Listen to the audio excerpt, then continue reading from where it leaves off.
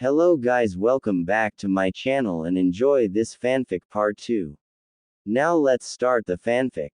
The blonde then places his swords next to the bed and Mei removes her sandals and shin guards. Naruto sits on the bed while Mei walks over to the blonde and sits on his lap and Naruto wraps his arms around her waist. Think Jiraiya will come back anytime soon? Mei asks while Naruto shrugs. Let Ero Sennin go do his research. It just means more alone time for you and me. He says and tickles her sides while she giggles and squirms in his grip. He stops and she wraps her arms around his neck and they go into a lip-locking session. Naruto moves his hand down to her exposed leg and strokes it, making Mei shiver and let out a moan when he moves his hand up and down her leg. Naruto removes his lips from hers and starts to kiss her jawline while Mei lets out a sigh. His hands explore her curved and flawless body and he makes his way to her neck. Mei moves her hand through his soft blonde and spiky hair and places her other hand on his chiseled chest. Said blonde moves back up to her jawline and then to her lips. Their makeout session continues until Naruto's eyes widen as does Mei's. They then stop. Mei gets off his lap and they get up slowly. Mei, do you sense that? He asks and she nods. Hi, and they're close. I know one of them is familiar and has the chakra of a Jinchuriki. The other is a mystery to me. She says. The other one is Itachi Uchiha. I remember that chakra level. He'd his entire clan in one night. Naruto picks up his bag and hers. Mei places his swords on her back and puts her sandals and shin guards back on. They then slowly move towards the window and Naruto carefully opens it. A knock was heard and the blonde curses. Mei-chan, come on. He whispers. She nods and looks out the window. She then sees a platform and steps out on it. Naruto then does the same and then closes the window. Outside in the hall were two figures wearing a black cloak with red clouds. One was taller than the other. He was blue and wore a mist headband with a scratched symbol on it. He also had what seemed to be gills on the sides of his cheeks and on his back was a man-sized sword that was wrapped up in bandages. He was Kisame Hoshigaki. Next to him was a male with raven black hair that was tied into a ponytail and he had red eyes with 3 tomos in them.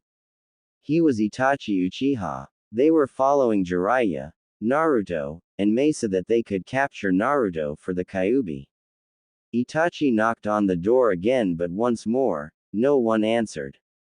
Kisame was getting impatient and growled.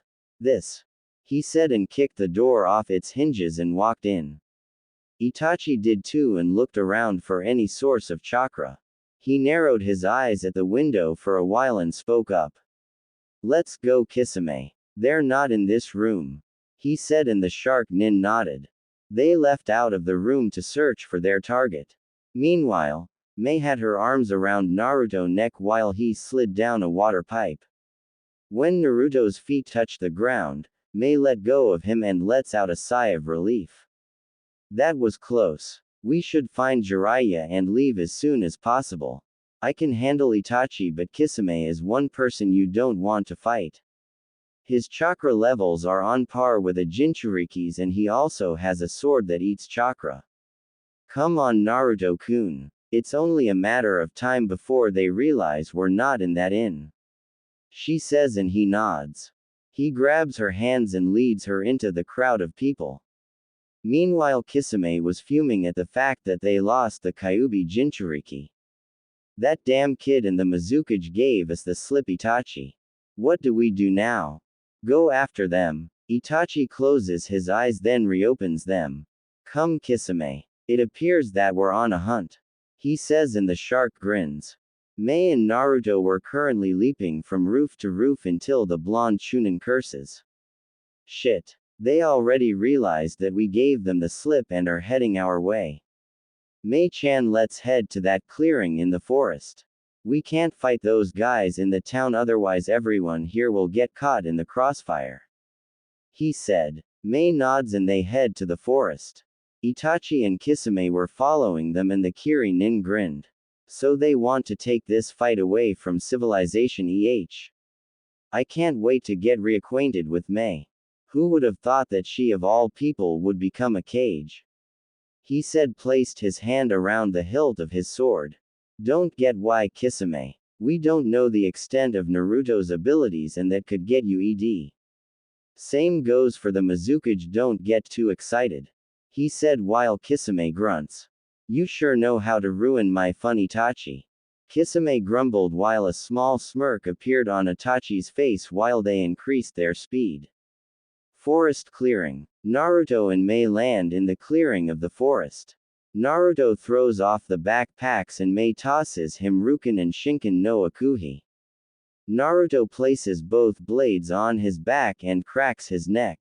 That's when Itachi and Kisame appeared a few feet away from them. So you guys finally caught up. It's been a while, Itachi, or should I say Mongoose-san. He says while a small smirk appears on Itachi's face. So you remember my Anbu name Naruto-kun? You've gotten taller. He says in monotone. The blonde smirks at this. Mei however frowns when she sees Kisame grinning and stroking the hilt of his sword with his fingers. Why hello Mei-chan. I heard you are now the Mizukage of Kurigakure. Congratulations. How is Chojuro doing? He asks while she scoffs at him. He's fine, but I don't think you came all this way just to talk about the good old days, did you? She asks, getting a chuckle from the shark man. No, I didn't actually. We're here for the brat, so if you could just hand him over, please do. I don't want to shave off that pretty face of yours. He says, showing his sharp white teeth. Mei narrows her eyes at the monster of the mist. If you think I'll let you touch Naruto-kun, then you better think twice. She says while Kisame lets out a sigh. He then removes the bandaged sword from his back and slams the blade on the ground hard, creating a small crater. You always were the stubborn one in the group, Mei. Now I have no other choice but to use force. He says and grins evilly. Naruto-kun, we can do this the easy way or hard way. Come with us and she won't be harmed. Itachi says, making Naruto narrow his eyes and pull out Shinken no Akuhe. I have a better suggestion. Ayu and tuna fish over there and collect the bounties on your heads. He replies while Kisame growls at being called that name. Watch your mouth, brat, or I'll cut off your arms and legs. He says. Itachi sighs and looks at Naruto. Apparently I'll have to use force. Itachi says and opens his eyes fully, revealing a fully mature Sharingan. Naruto's eyes become as cold as ice and he twirls his sword around twice. I know I can't beat you, Itachi, but I can at least injure you. He says and his sword glows white. He then deos a vertical slash, creating a crescent chakra wave at the missing nin. Itachi moves to the left and charges at Naruto, pulling a katana from under his sleeve. Naruto does the same, and when they meet, their blades, causing small sparks to fly. Mei pulls out a scroll and opens it. The seal on it glows and a puff of smoke appears. Out of the scroll appears a strange-looking sword that looked like a Zweihander with a red hilt, Red Queen from Devil May Cry. She grabs the hilt with her right hand and places the flat side of her sword on her shoulder. Kisame chuckles while he lifts Samahata up into his. Oh ho! It appears that Samahata, Shark Skin, and Kaneheim, Blaze Princess, get to play again. I wonder if your Kenjutsu got any better. He says while Mei removes the flat end from her shoulder and holds the hilt with both blades. She then twists the hilt, making the blade glow a reddish-orange color. I'll be then happy to show you, traitor. She says in a dark tone while Kisame's grin grew even bigger and the two swordsmen charged towards each other with flames trailing from Kaneheim. Itachi and Naruto were engaging into a sword fight with Naruto on the defense. Itachi seems to be forcing Naruto back and then he unleashes a kick at Naruto's chest while the blonde leaps over it and lands behind Itachi. He then swings at Itachi's side while the ex-Anbu captain turns and blocks it with the flat end of his sword and Naruto pushes against it with his sword. Itachi then breaks the stalemate and does a thrusting strike with his sword at Naruto's head, who sidesteps but ends up getting a small cut on his cheek. Naruto growls and performs a series of slashes, and thrusts at Itachi, who had to increase his speed a little due to the fact that Naruto got in a few cuts and slashed at his arms and shoulders. Kisame swung Samahata vertically and horizontally at Mei, who ducks, sidesteps, and weaves from the attacks. She then ducks under a slash that went for her head, and she performs a stabbing attack at his torso. Kisame sidesteps the move and raises his sword into the air. He brings it down and she leaps back while the sword causes another small crater. Mei then charges and swings at Kisame's head, but the shark man blocks it with the flat end of his sword but winces when the flames from the sword scorch his left leg and right arm. Mei then jumps in the air and kicks the shark hard in the face, sending him skidding back a little. Kisame glares at her while blood fell from his broken nose. Kisame pushes it back in place and licks the blood off his lips. "That's what I'm talking about," he says with his eyes filled with bloodlust, and charges at her, increasing his speed. His sword strikes start to get faster and Mei starts to move her body faster to avoid the strikes. Kisame then brings his sword up into the air and brings it down fast. Mei blocks it using both hands on her sword, but she then grunts at the strength behind it. Damn it. I forgot about his strength. I can barely hold it off," she said while gritting her teeth, while Kisame grins as the tip of the sword makes its way to her left shoulder. "Have you forgotten, Mei? My blade Samahata doesn't cut," he says as his grin grows wider. Kisame then jerks the blade backwards while the bandages on the tip of the sword are torn apart by a bunch of sharp purple blades that extend and rip the flesh off her shoulder and some of her arm. Mei cries out in pain as the flesh on her left shoulder and arm were shaved off by a bunch of blades. "It shaves the flesh from your bones," he says, and cackled like a madman. Mei drops Kaneheim and clutches her now bleeding arm while stepping backwards. Naruto, who was pinned by Itachi to a tree from the strength of his sword, saw Mei on her knee clutching her left arm. "Mei-chan!" He screams out and then lets out a growl and increases his strength to push Itachi off, who was surprised by his increase of strength. "Get the hell out of my way!" He yells and kicks Itachi away, who lets out a grunt, and Naruto leaps over the Uchiha and runs towards Kisame, who had Samahata in the air again, and bites his thumb, then performs a few hand seals. "This time I'll shave that face of yours off," he says, and brings the blade down, and Mei rolls to the side a while the sword hits the ground. Kisame smirks and does it again. Mei jumps back only for her arm to throb, and she clutches it even harder. "Damn it, he must have hit a nerve in my arm," she says. Kisame appears in front of her and brings the sword down on her head. Mei's eyes widen when she realizes she won't be able to make it. That was when the ground exploded and a black Komodo dragon appears out of it and opens its maw that was filled with razor-sharp teeth and snaps at Kisame's arm. The shark nin jumps back in order to avoid having his arm bitten off by the monitor lizard. Said creature hisses while green saliva dripped from his maw, which hit the ground. Steam rose from the ground. Naruto appeared before Mei and helped her up. "Mei-chan, are you okay?" he asks, but his eyes widened when he saw the blood running down her arm. It's just a scratch, Naruto-kun," Mei says, but winces again at the throbbing of her arm. Naruto growls at Kisame and draws Shinken no Akuhei and adds lightning chakra to the blade. "I'm gonna ing you, you overgrown sushi roll," he says while the swordsman of the mist grin and steps forward. "Go ahead and try, brat. I'll shave you and that little girl apart," he says, but watches the dragon, whose hissing got louder. Itachi appears before Kisame, but then his eyes narrow when he senses another chakra level, which was very powerful. "Kisame, we must leave. Jiraiya is on his way and you know we're no match for him," He says while Kisame growls in frustration but sighs. Damn it, just when things were getting interesting. You were lucky, May, but next time I'll shave off your face. He says while Naruto's eyes become crimson. Try it and I'll you into chum you ing mackerel. He says in a demonic tone while the shark man chuckles. Sorry kid, but you're 10 years from being on my level.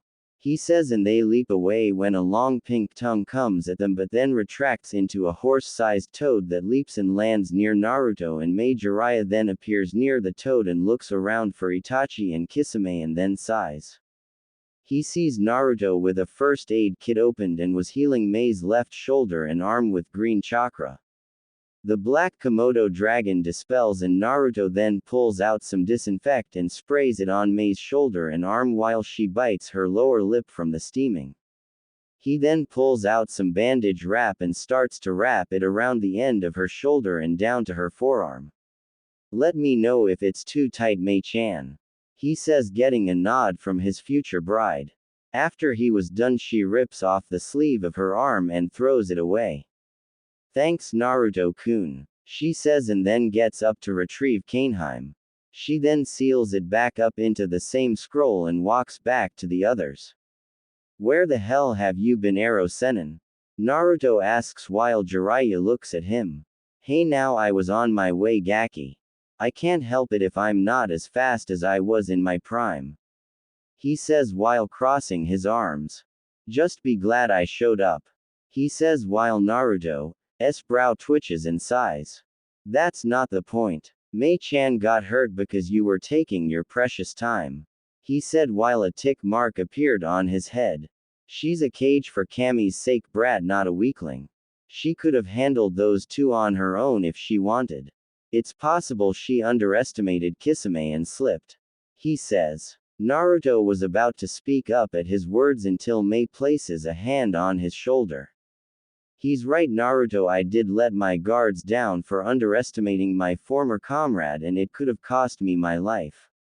I'm sorry if I worried you. She says while Naruto grabs her hand and strokes it. It's okay, Mei-chan. Just try to be more careful, alright? Naruto said, getting a nod from her. Alright, let's get going. We should be in Tanzaku-gai after we leave town. Tsunade won't stay there for long. Jiraiya says and they head off to Tanzaku-gai to find the next Hokage. Naruto, Mei and Jiraiya were currently in Tanzaku-gai and walking through the busy streets. So Kyufu, I heard that Myoba-san was considered to be the best medic in the elemental countries. What else do you know about here? He asks, and Mei was wondering too since she heard about how powerful Tsunade was from her parents and always wanted to meet her in person. Jiraiya thinks about it and speaks up. Well, aside from being known for her awesome skills in medical jutsu and being the granddaughter and grandniece of the first and second Hokage, she's also known to be very strong. She can smash a boulder with a tap of her finger and cause earthquakes with a click of her heel. The last time I saw her go all out, she demolished a mountain with her entire fist. He answered, causing Naruto's and Mei's eyes to widen. Whoa, she can do that. Man, I can wait to meet her. The blonde says. She also goes by another name, Naruto. Jiraiya says. Oh, and what is that? He asks. She's also known as the legendary he says and laughs out loud at the shocked look on their faces. Legendary What exactly does that insinuate, Kyufu? Because if it's in a perverted manner, then all, Naruto says as his brow twitched. Jiraiya looks at the look on his face and rolls his eyes. No, not in that way, Gaki. What I meant was that she's at gambling. I mean, seriously, she has a debt that's the size of the Hokage mountain. He states, and Naruto face faults but gets back up. No way. No one's luck can be that bad. Naruto yells, but Jiraiya grins. Sorry kid, but it's true. Her luck is so terrible that she even lost a bet to an 8-year-old. He states, and Naruto's jaw drop. Please Kami, don't let that trait get passed on to me. He mumbles and Jiraiya laughs out loud at that. Oh, don't worry, Gaki. Tsunade's luck at gambling is a once-in-a-lifetime curse. You on the other hand have the luck of the fox. He states, and Naruto rolls his eyes. Just because I'm affiliated with a fox doesn't make me one. He says, and Jiraiya shrugs. Anyways, how are your skills in Mokuden going? He asks his godson. Not as far as I hoped. I can still grow trees, but it takes a lot of chakra to grow an adult-sized one. Right now I can at least use roots, vines, and branches from the trees and other plant life.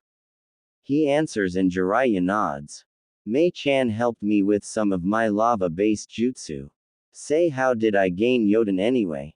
He asks Jiraiya, who grins, and Mei wonders also because only members of her clan had lava and boil release. Well, apparently Hashirama's and Tobirama's father Genryusai Senju had a high affinity for both fire and earth, and he combined them to gain Yoden. Not much is known about the man since he died during the beginning of the clan wars back then, but from the Senju clan history books his abilities with Yoden was so great that he can make volcanoes erupt a force of will and can even create small volcanic islands with his fused affinity alone. He answered, causing Mei and Naruto to gawk at him. Holy crap, that sounds awesome. To be able to create an island using chakra alone. Hopefully when I'm good enough with my Yoden I can pull that off.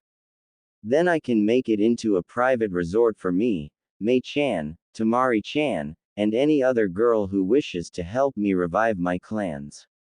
He says in a thinking pose, while Jiraiya, who was inwardly crying because of Naruto getting to have a harem to revive his clan and wondered why he couldn't have that luck. Mei was blushing at the thought of having a private island with her future husband and spoke up. Speaking of reviving clans, Naruto, how many females do you plan on having join your clan? She asks, and he looks at her. Well, there isn't a total, but no more than 10. Why? He asks her. Oh, well, so that you know if anyone is going to bear your first child or take your innocence, it's gonna be me. She says with a cheeky grin on her face, and Naruto almost trips over his feet and Jiraiya started to giggle pervertedly. She then wraps her arms around his neck and presses Harets against his back. But since we can't have kids yet, that doesn't mean we can't have any fun while waiting for that, right, Naruto-kun? She whispers into his ear, making him blush at what she meant. Why, yeah. He says while Jiraiya slowly reaches for his notebook. Ero-sensei, if you value your manhood you will not pull that pad out. Naruto speaks out and Jiraiya slumps his shoulders. Ah, come on Gaki. Do you have any idea how fast my research will go? I'll even name the title after you. I'll call it The Prince and His Water Goddess. He states, and Mei's brow twitches. What do you value more, Jiraiya-sama? Your research or you life as a male? She asks in a sweet yet dangerous tone as she held Naruto closer to her body, and the man shivers at the dark aura surrounding her. Why is it that I get in trouble being a pervert and Naruto doesn't? He says, walking away and slowly dragging his feet, but ends up getting hit in the back of his head by the sheath of Rukin. I'm not a pervert, Ero Baka. Naruto yells out while a lump appears on Jiraiya's head. Mei smirks while Jiraiya rubs the lump he had. She giggles and then releases her future husband when 4 of her Anbu appear in size. Well, Naruto-kun, I have to be going now. She says, and Naruto looks at the Anbu and blinks. Do you have to? I really want you to meet my Oba-san. He says, and a sad smile appears on her face. I know I want to also, but I also have a village to run just like Sarutobi-sama does. Don't worry, I'll be safe and you can visit me whenever you like and send me letters via summoning or shadow clone. She says and walks over to kiss him on the lips, and he deepens it before releasing it. She then backs away from Naruto and waves at him before all 5 mist nin Mizu shunshin away. That was when a thundercloud appeared on his head and his shoulders slumped while he cried anime tears. I miss her already. He sobs out while Jiraiya falls on the ground laughing his off.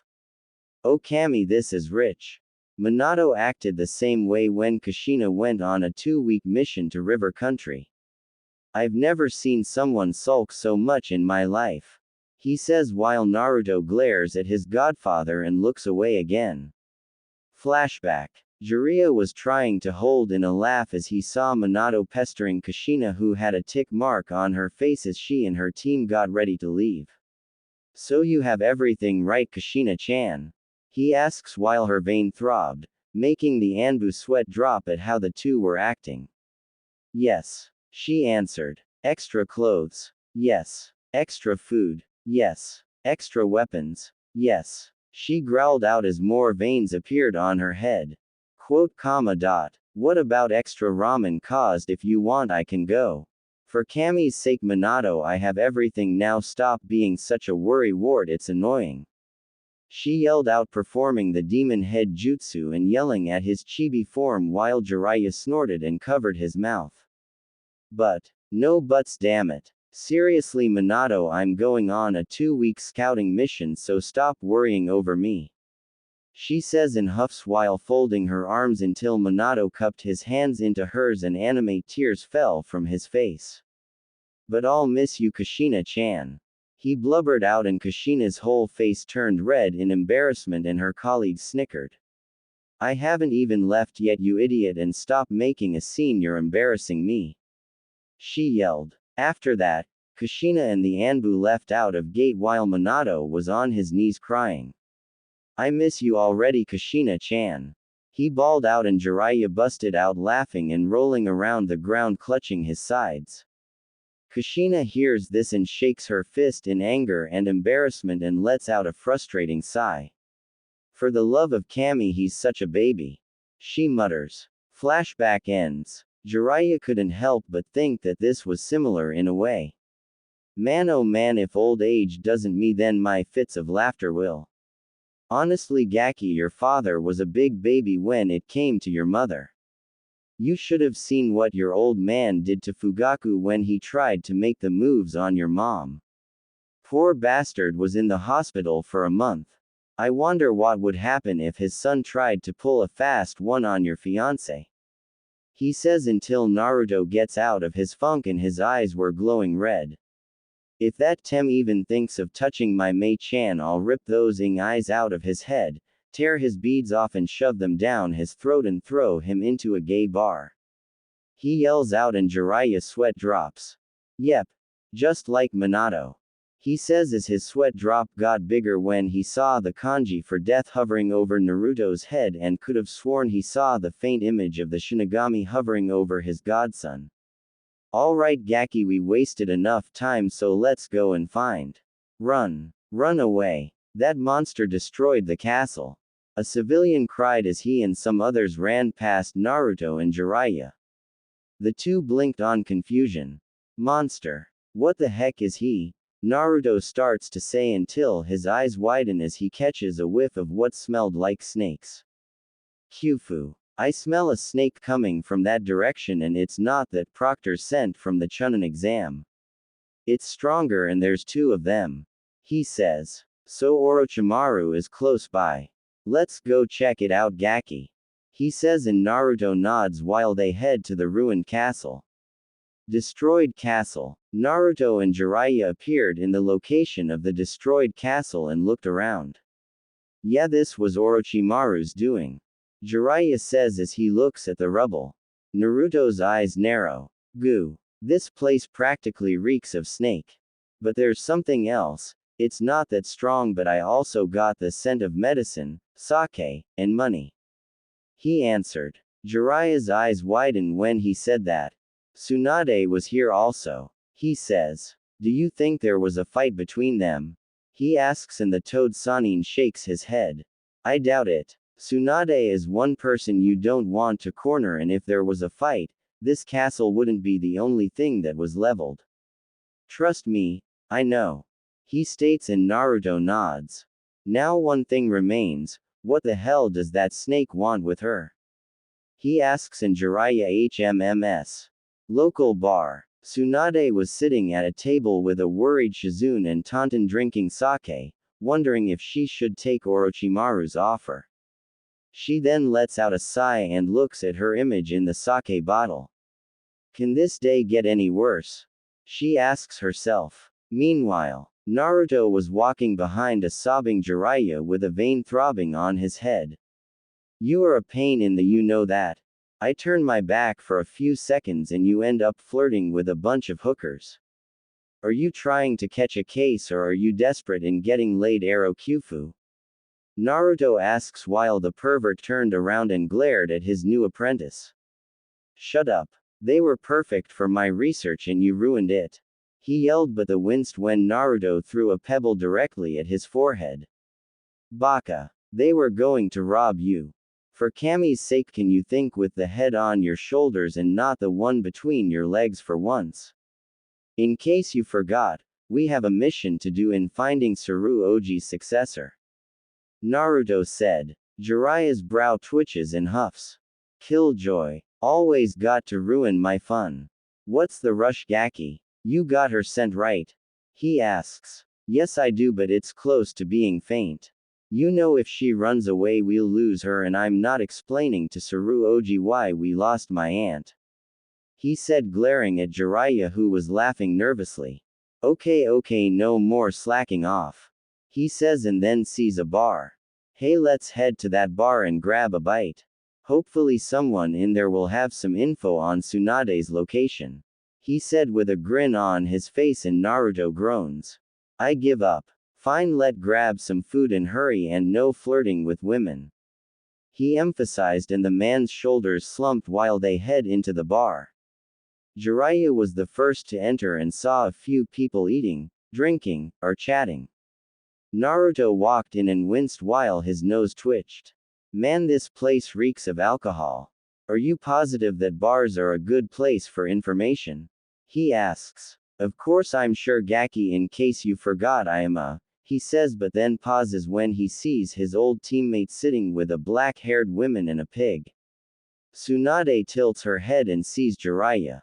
She says as she squints her eyes and sees a white-haired man and a blonde kid. Naruto blinks and waves his hand in front of his dazed godfather. Oi Kyufu, are you okay? He asks. Tsunade, I found you. He yells, pointing his fingers at the wide-eyed woman, and Naruto jumps back in shock but then turned his head to see a blonde-haired woman. Jiraiya, what the heck are you doing here? She asks, demanded. Naruto's eyes widen and looks at her. That's my aunt. She looks like she's in her 30s. Heck, her chest is bigger than Mei and Q-chan's. He ranted in his mind. The two then sat down with Tsunade and her apprentice, who was looking nervous while Naruto and Jiraiya missed it. Well, it's been a long time since we saw each other, Harem. He says while said Senju scoffs. Please Jiraiya, I know you didn't come here for old time's sakes, and who's the blonde Gaki? I thought you stopped taking students after Minato died. She stated, and the man laughed lightly. You're right, I didn't come here on a social call, and as for the Gaki, he should seem familiar to you of all people. He answers. Tsunade raises an eyebrow and looks at the blonde. Can't say I have seen him before, so what do you want? Jiraiya rubs the back of his hat and speaks. Well, Tsunade, our sensei has realized that he can no longer keep up the role as Hokage like he used to back then, and has named his successor since Minato died 14 years ago. He wants you, Tsunade, to become the Godime Hokage of Konoha. He explained. Tsunade had a blank expression on her face and then looked down at her cup full of sake. No, I will not become the Hokage of Konoha. She said in a flat tone, shocking everyone. The title of Hokage is shit and is only good for one thing, getting it, especially for those who want to become Hokage. She replied. Naruto narrowed his eyes at the woman who was supposed to be his aunt, and they become slitted. Jiraiya sighs and rubs his head. You've definitely changed, Tsunade. What would your grandfather and granduncle say if they heard you saying this? He asks in a solemn tone while Tsunade scoffs. Frankly, I don't care, since they're both dead because of that stupid title. Minato died young because he was foolish enough to give his life for the village, and because of him I lost the last bit of family I had in this world. Go tell that old monkey to find another fool to take job because like I said only a fool would want to be Hokage. She said. That was when Naruto started to chuckle and Tsunade heard it. You find something funny Gaki? She asks. Yes I do. I find it funny that the strongest kunoichi in the elementals is nothing more than weak and pathetic crybaby who blames her sorrow and misery on her own deceased family and the one man who thought of her as a daughter. I don't why I got so excited in meeting you when you're nothing more than shell of your former self. He says while Tsunade glares at Naruto. You've got a lot of nerve talking to me like that brat. Who the hell do you think you are? She growled out only for Naruto's expression to change from humorous to pissed and his eyes were cold and slitted. Oh so now that I pissed you off with the truth you won't get all high and mighty huh? And who do you think you are calling the Hokages fools just because they gave their lives to protect something they cherished? Naruto says, standing up and slamming his fist on the table, rattling the food that was on it and leaving an imprint of his fist on it. I don't care what your problem is you old bat but don't you dare blame Tsuruoji for your losses. You need to stop wallowing in self-pity and grow the up. You don't see him or Jiraiya-sensei blaming Konoha for losing people they care about. He yelled, making the Senju's eyes widen at what he said. Jiraiya was impressed but worried for his godson's well-being. This Gaki has balls of steel to talk to the strongest female in the elementals like that. I don't know if I should be impressed or worried for his well-being. He thought until Tsunade stood up and gave Naruto a look that would scare even Orochimaru. That's it. You and me outside. I'm gonna teach you a lesson in respecting your superiors brat. She yells and Naruto smirks. Fine. Let's settle this outside, he says while they head outside. Outside the bar, Tsunade was standing a couple of feet away from Naruto while Jiraiya and a worried Shizune and Toden were watching. Don't you think we should stop this Jiraiya-sama? The brunette asks while Jiraiya smirks. Don't worry Shizune. He may be young but he didn't become a Chunin for nothing. If Tsunade was smart she wouldn't underestimate him. Tsunade holds her index finger up and directs it to Naruto. One finger is all I need to beat you brat. She says with an arrogant tone. Man and I thought Neji and Sasuke Tem were arrogant. Is arrogance a disease that spreads in Konoha? He thought while he cracks his neck. You shouldn't underestimate me just because I'm a recently promoted Chunin. It could get you ED. He says and pulls a kunai out of his sleeve and flings it at Tsunade. The legendary medic tilts her head to the side while the kunai flies past her head and sees Naruto charge towards her and a smirk appears on her face. Naruto rears his fist back and tries to punch the female Sannin in the face but she uses her index finger and swats it away making him lean over and his eyes widen when she brings her finger and thumb at his forehead and flicks him hard. Naruto tumbles away while she smirks. That's it. I expected more from your apprentice Jiraiya, she started to say until Naruto puffed away, making her eyes widen. Kage Bushin. Impossible. No Chunin should have that much chakra to pull that. She thought. Her senses kicked in and she leapt away from the ground and saw two pair of hands appear from the ground and then Naruto popped up from the ground. He then smirks and once again puffs away. Naruto appears behind her with his fist ed back and swings it at her face. Tsunade manages to grab his fist with her hand and tosses him over her shoulder. He flips in midair and lands on his feet and smirks. Looks like you lose this round Tsunade. He says and she had a puzzled look on her face. What do you mean I lost? You haven't even got a hit in yet. She stated and Naruto chuckles. No I didn't but you failed to do one thing. Remember when you said your index finger was the only thing you needed to beat me? Just recently you used your whole hand to stop my punch, therefore you failed to beat me, a newly promoted Chunin. He stated like it was the most obvious thing in the world. Tsunade sputtered and points at him but then huffs and looks at the ground. Great. Just great when word gets out that I got outsmarted by a promoted Chunin, I'll be the laughing stock of the nations. She mumbles. Shizune was gobsmacked and Jiraiya couldn't help but smirk. Another thing Tsunade. Naruto says and she looks up. What? She asks, still sulking at being outwitted by a 14-year-old. Who was the last bit of family you lost a long time ago? He asks. It was my distant cousin. Her name was Kushina Uzumaki and she was gonna give birth to a boy October 10th, but then the Kyuubi attacked and they both died when the hospital roof collapsed. She said in a solemn tone. And who, pray tell, told you your nephew died on the day Kyuubi attacked? Naruto asks and she clenched her fists and she looked at the ground. It was those three vultures, Koharu, Homura, and Danzo. She growled and Naruto sighed while brushing his hair back. Figures. Those bakas have caused nothing but trouble and worse, they lied to you about his death. He says and she looks up in shock. What? Are you telling me my nephew is still alive? She asks and he nods. Yes, and he's standing in front of you. Hello Oba-san. Naruto says and Tsunade's eyes widen as does Shizune's and Tantan's. He's Tsunade-sama's nephew. She asks Jiraiya and Tantan oinks. Jiraiya nods. Yep, and my godson. Jiraiya answers and Shizune's eyes bulge from her head. Tsunade did the only thing she could do.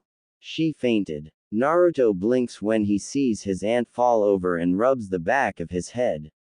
He then sighs and walks over to Tsunade's fallen form and places her on his back.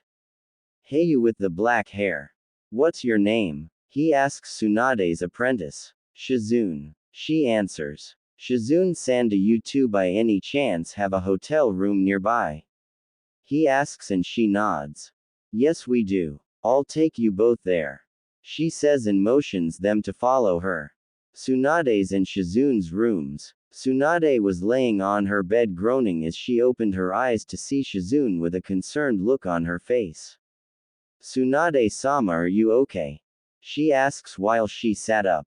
Shizune. Where am I? The female Senju asks. In our hotel room. You fainted when we were in the middle of the village. Shizune explained while Tsunade blinked. I fainted. I must have had too many shots of sake. Wait a minute. Where is Jiraiya and the blonde kid? She asks. Outside the room waiting for you to wake up. Should I have them come in? Shizune asks her mentor, who shakes her head. Have the blonde Gaki come in first.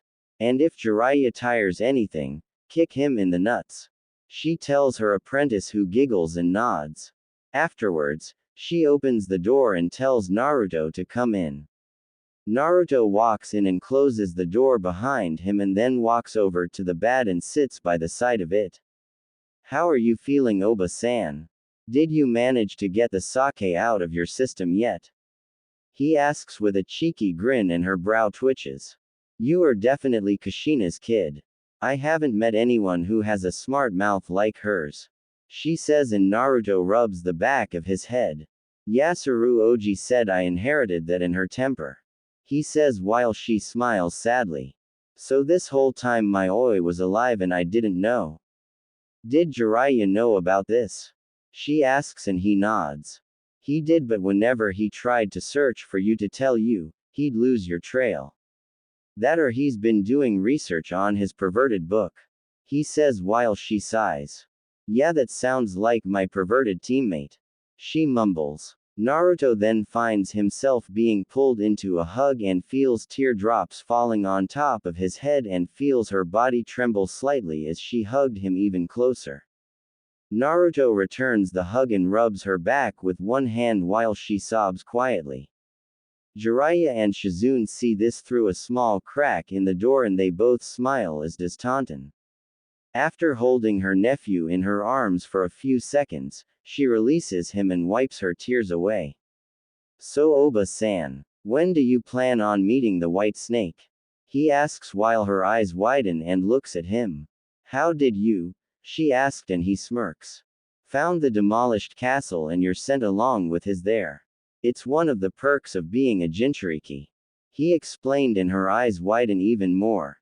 So you're the vessel for the Kyuubi? She asks, and Naruto nods.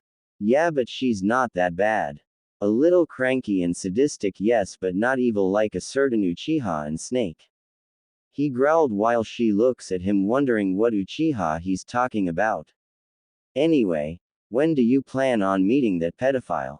Naruto asks. In a week. Why? She asks. That faggot shoved his fingers into my gut and summoned some snakes to attack Konoha.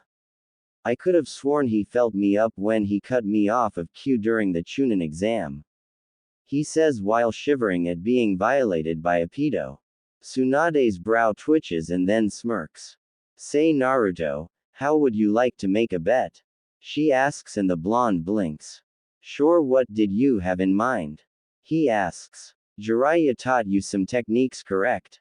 Did he happen to teach you one of your father's jutsus? She asks, and Naruto nods. Yeah, he taught me some of his personal techniques and the Rasengan. Why? He asks, and she grin. How far are you in using the Rasengan? She asks, and Naruto holds his right hand up and chakra swirls into a ball of spiraling and compressed energy.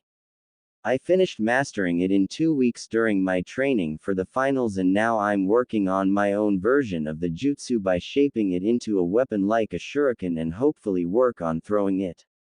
I got the shape down, but throwing it is like trying walk on air. Impossible, but I'm pretty sure I'll get it done. He says while she had an odd look on her face but then smirks. Alright then. I'll give you until the end of the week to complete this other version of the Rasengan. If you win, I'll give you this. She says and holds out a necklace with a green gem on it. Naruto blinks and looks at it. What is that? He asks, and she smiles.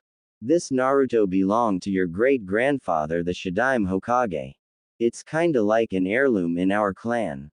This alone can buy 3 mountains and a gold mine. She states, and his eyes widen.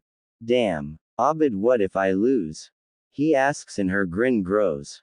You have to give up all the money in your father's vault to me. So do we have a bet? She asks. Naruto looks at her hand and grins while shaking it. You've got yourself a bet, Oba-san. He says until he see the door open and Shizune fall over, as does Jiraiya. Tsunade-sama, are you serious? What are you thinking, placing that necklace in a bet? With your nephew, no less. Or trying to the only family you have left? She yelled while Jiraiya groans and stands up, rubbing his back. Naruto blinks and looks at his aunt for an explanation. To make a long story short, I lost Dan and Nawaki when I gave them the necklace, and it is believed that the necklace is cursed An's people. She says while Shizune gapes like a fish. Naruto raised an eyebrow and snorts. Curses are nothing but bullshit. Just like fate and destiny. I really don't believe in that crap, so I have nothing to worry about. He answers. But, Shizune stammers while Naruto gets up and walks towards the door. Oi Gaki, where are you going? Jiraiya asks, and Naruto looks at him. To train. I have a bet to win and a snakes to kick in less than a week, so my schedule will be pretty tight. See ya later, Oba-san, Shizune-san. Naruto says as he shunshins out of the hotel.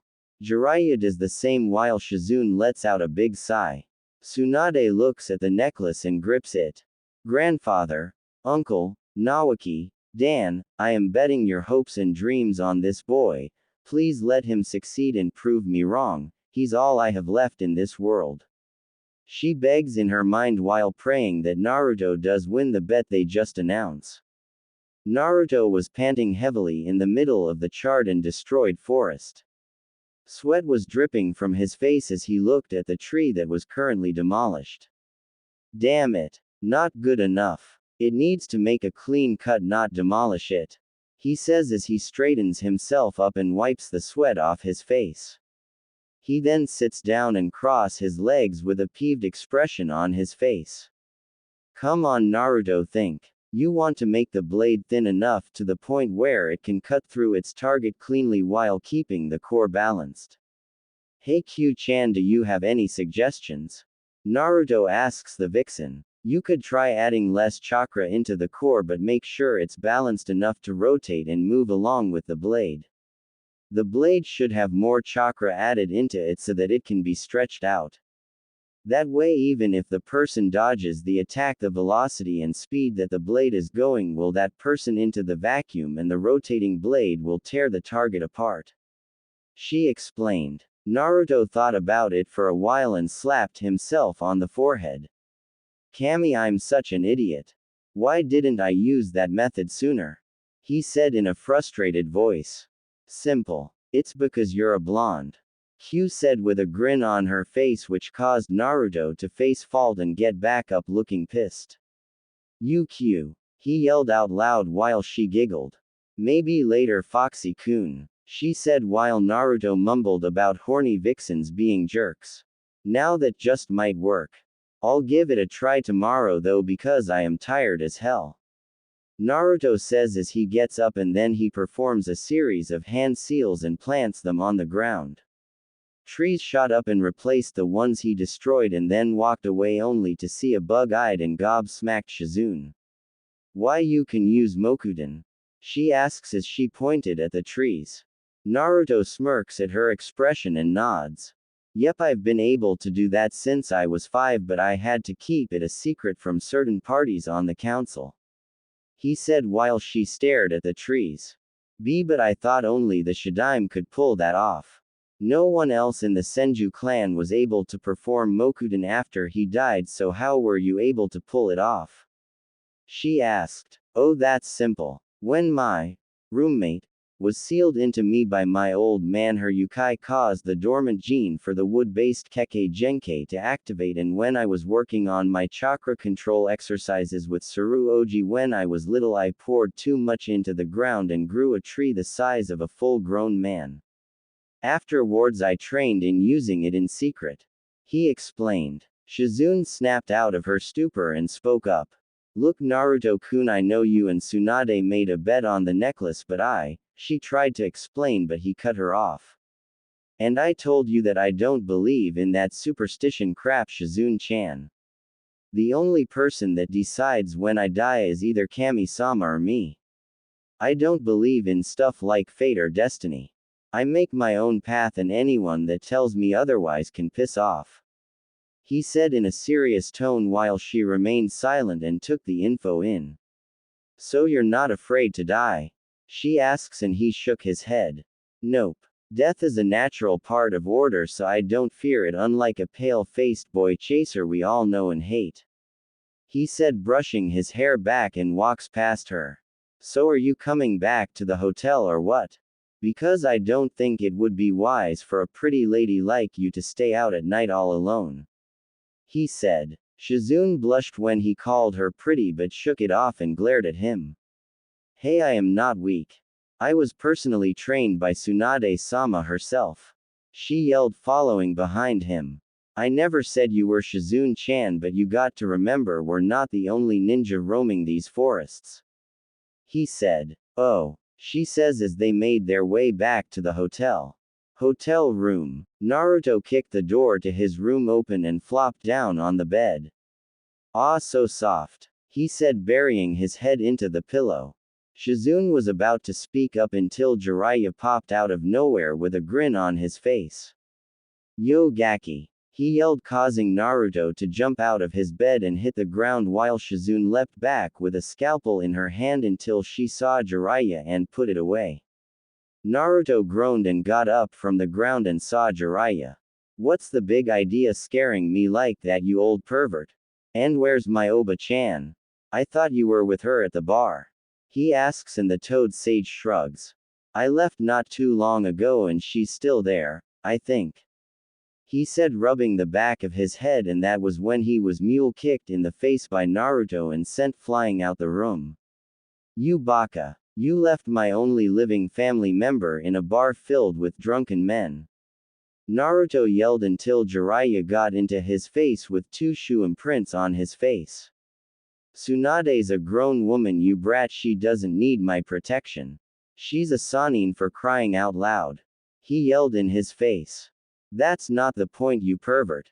As her former teammate and a man, you should be looking out for her and making sure no other guy takes advantage of her, and for all we know Orochimaru or one of his goons could be spying on her. He screamed. Shizune, however, was watching the two arguing over Tsunade's well-being, and said female Sanin appeared blinking in confusion. Hey Shizune, what's the pervert and the brat arguing about? She asks her apprentice, who sighed. You, unfortunately. She answered, getting a confused look from Tsunade. Shizune explained the situation, and Tsunade rolled her eyes but couldn't help but smile at how her nephew was being protective of her. Come on Shizune, let them argue until they pass out, she said, leading her apprentice out of the room while the godfather and godson kept arguing. I swear that kid is just like his old man. Minato was the same way when it came to me and Kushina-chan. He would always fuss about how that pervert should act his age and look out for his precious people. Tsunade stated and grinned afterwards.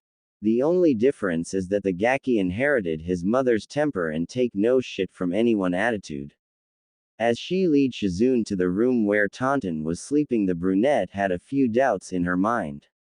Tsunade-sama, do you think Naruto-kun will be able to master his version of the Rasengan in less than a week? She asked as she sat on the bed while Tsunade thought about it but then smiled. Personally, I think he will. I mean, he did master the Rasengan when he was training for the Chunin exams. Jiraiya told me how he beat a prodigy from the Hyuga clan without even trying, and then he beat the Jinchuriki for the Aikibi no Tanuki without using his roommates' chakra or power for that matter.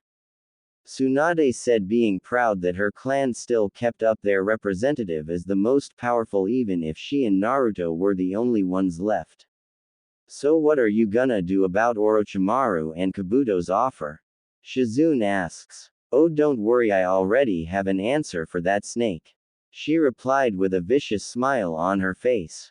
Final day. Morning. Naruto was sprawled out on the bed, snoring and scratching his chest, dreaming about Mei serving him ramen in a skimpy bikini, and that was when Shizune barged in the room panting, and Naruto instantly jumped up with a Hiraishin kunai in his grasp but saw Shizune panting and lowered his stance. Hey Shizune-chan, what's up? And why are you exhausted? Shizune managed to catch her breath and spoke up. Tsunade-sama, she's gone. She went back to the castle to confront Orochimaru and his second-in-command.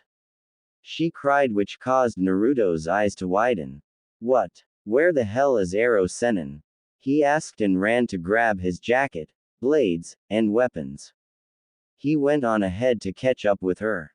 He told me to come and get you, she explained while he finally managed to put his last Anbu boot on. Come on then. Let's hurry up and catch up with the pervert, he said as he ran towards the balcony with Shizune behind them, and they leapt out of the window. Jiraiya was currently making his way towards the castle, and he turns his head to see Naruto and Shizune catch up with him. Glad you two could catch up. Naruto, do you still have a good scent on Tsunade? He asked and got a nod from the blonde. Yeah, she's close, along with the hubby and someone else whose scent is kind of familiar, Naruto stated. Do you think Tsunade-sama accepted Orochimaru's offer, Jiraiya-sama? Shizune asked in a worried tone while the Toad Sage seemed skeptic. I hope not, Shizune, otherwise I'll have no other choice but to her, he answered grimly, and prayed he didn't have to do that, while the brunette's eyes widened in shock and she looked down, hoping it didn't have to come to that. Hey, you two, don't doubt her yet, Naruto called out, getting their attention. Tsunade Oba-chan may be a heavy drinker and a terrible gambler, but to join forces with the boy chaser, I bet you she'd rather kiss Ero Kyofu than even accept his offer, he reasoned. Jiraiya twitched at the jab but kept his expression the same. And if you're wrong, Gaki. That was when Naruto remained quiet for a while and then spoke up. I'll beat her near an inch of her life, remove whatever sakes still left in her system, and drag her back to Konoha by her ankles, he said, cracking his knuckles. TCH. You are her nephew, all right. Now let's pick up the pace. I think I saw an explosion near the location of the castle. He ordered and they sped up. Meanwhile, Tsunade was panting a little and was trying to bash Orochimaru and Kabuto's brains inside their skulls. Knowing that the small area was a disadvantage to them, Kabuto made a suggestion to move to a more suitable location. Orochimaru agreed, and let his right-hand man lead him to a large clearing. It seems that Tsunade Haim is out of breath, it might be a good time to put it to use. Orochimaru said. Kabuto took out a soldier pill and ate it as he said, although taijutsu is not actually my forte. Then he did a few hand signs and his forearms glowed blue. Chakra Mesu no Jutsu, he said, making the slug Sanin's eyes widen. So he knows medical jutsu. Great. Tsunade thought. The med nin suddenly disappears and her eyes widened as Kabuto's hand exploded from the ground beneath her feet. She jumped into the air and slammed her fist quickly into the ground, but Kabuto managed to evade the deadly strike. Large chunks of stone surrounded the two medical ninjas and Tsunade looked to see a large stone by her foot and she kicks it at Kabuto. His kneeling form disappears from the stone's deadly path and he was now behind her in an instant while she stayed in midair. Kabuto tapped her bicep and abdomen only to leave Tsunade with an opening as she touched down on the ground. She slammed her shoulder into Kabuto's chest, making him slide back a few inches from her while she winced in pain. Ouch! Tsunade says, inspecting her arm. Damn, he cut my muscles. She thought to herself and glared at the smirking spy. That's right, I cut your bicep and abdomen muscles, so that super strength trait of yours will not be a nuisance to me anymore. He stated with his arms still glowing. Chakra scalpels. But if you have that, then why would you cut my muscles? Why aren't you aiming from my arteries? Tsunade asked, confused. Kabuto smirks and tilts his glasses up. Although my skills in the medical field are excellent, but in the midst of a battle I am not that accurate to aim for your arteries or main organs. But if I aim at your neck, it shouldn't be a problem. As he said this statement, he moved toward Tsunade. Tsunade, who thought that he was aiming at the neck, made an attempt to block it, but Kabuto performed a feint attack and aimed at her chest instead. Damn you, cough, you hit my lung, cough, I can barely breathe. Tsunade coughed. He isn't an ordinary med nin. His speed and strength exceed my own even in my prime. Kabuto shifted his glasses. It would be a bother if you were to die, so I won't aim for your neck, but after that blow, you shouldn't be able to move around. He explained, but to his surprise Tsunade struck him in the neck, sending an electric jolt through his invertebrate. Damn it! I didn't hit her lungs at all. He stated and tried to get back on his feet. But something was wrong with his body functions. What the? Wham! Tsunade lands a punch across his face and send him sprawling to the ground before he could figure out what was happening to his body. This isn't caused by my muscles, it's caused by my nervous system. I see that you seem to realize your problem. I converted my chakra into electricity and transferred it throughout your body. Tsunade said with a smirk on her face. Orochimaru had a smile on his face while he watched the fight. I see, the nervous system runs on electricity, but Tsunade disrupted the initial flow by sending more electricity through it. Now the signals in Kabuto's body is sending to the brain's cerebellum is emitting so many signals that it can't distinguish them all at once. Tsunade took advantage of the situation by healing herself while Kabuto knelt there trying to figure how to reoperate his body. Okay, if I moved my right hand, my left leg moves. If I move my left foot, my right shoulder moves. In a matter of moments, Kabuto was able to figure out how to move 60% of his body. Don't think that your level of power can defeat me. Kabuto shouted as he stood back up, much to Tsunade's surprise. What? He figured out how to control his body already? She asked, bewildered at the fact that this kid managed to get his body functions back up. You are afraid of blood, right? Kabuto asks with a maniacal gleam in his eye. I think I'll show you some now and then scatter enough of it until you feel like you're at the brink of death.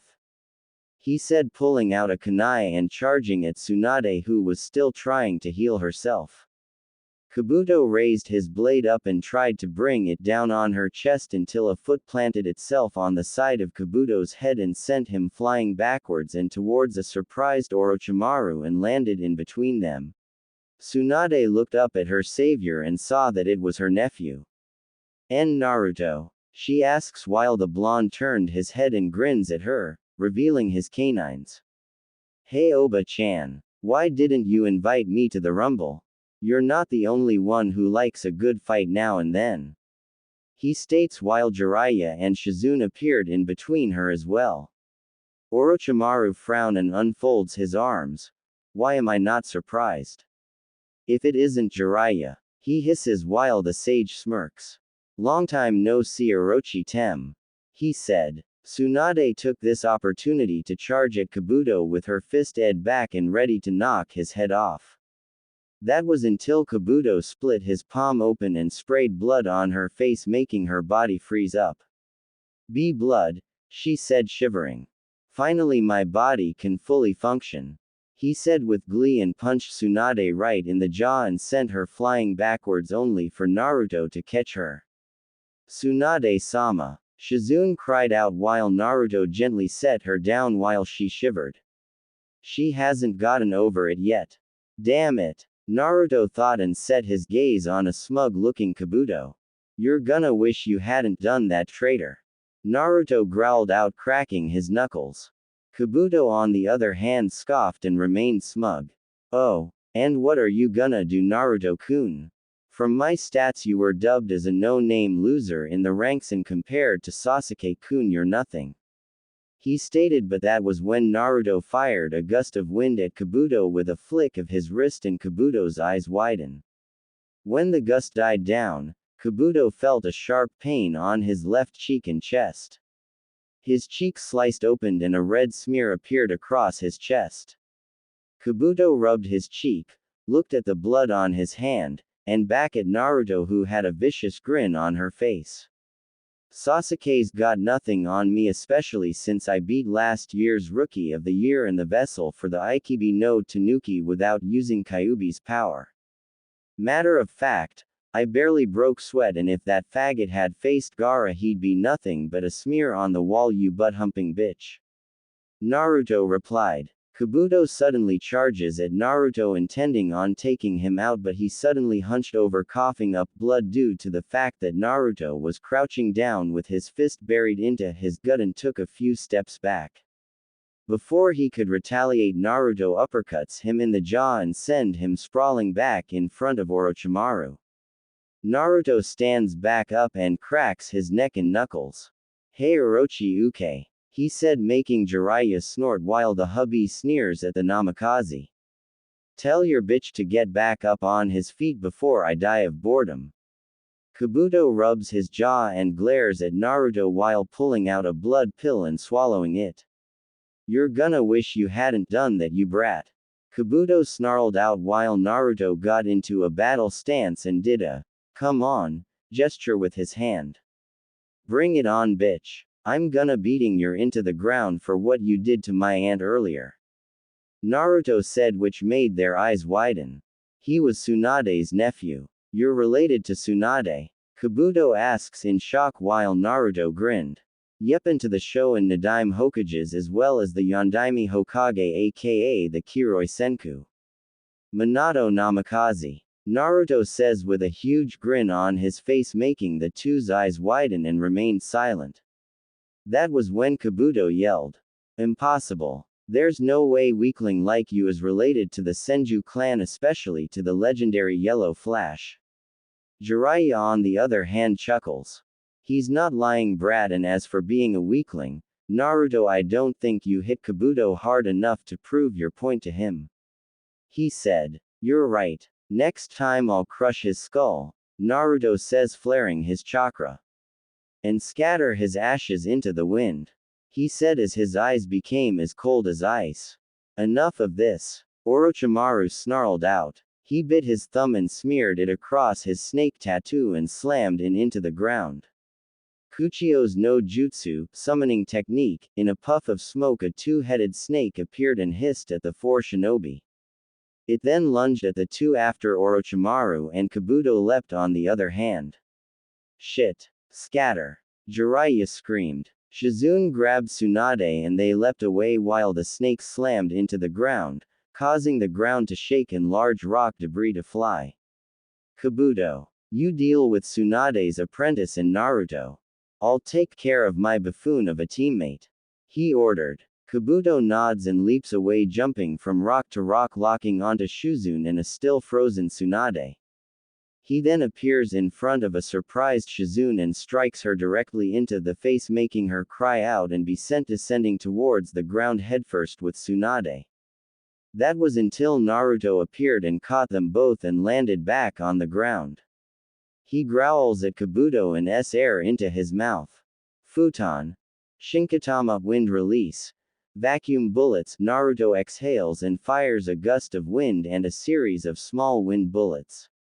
The gust of wind hits Kabuto and the med nin blew back a little but his eyes widen when he sees the invisible wind bullets descend towards him.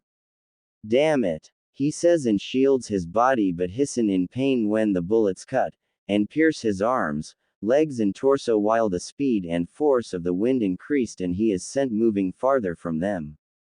Naruto stops the jutsu and does another series of hand seals and slams them on the ground. Doden. Ryusi Kyuden Earth Release.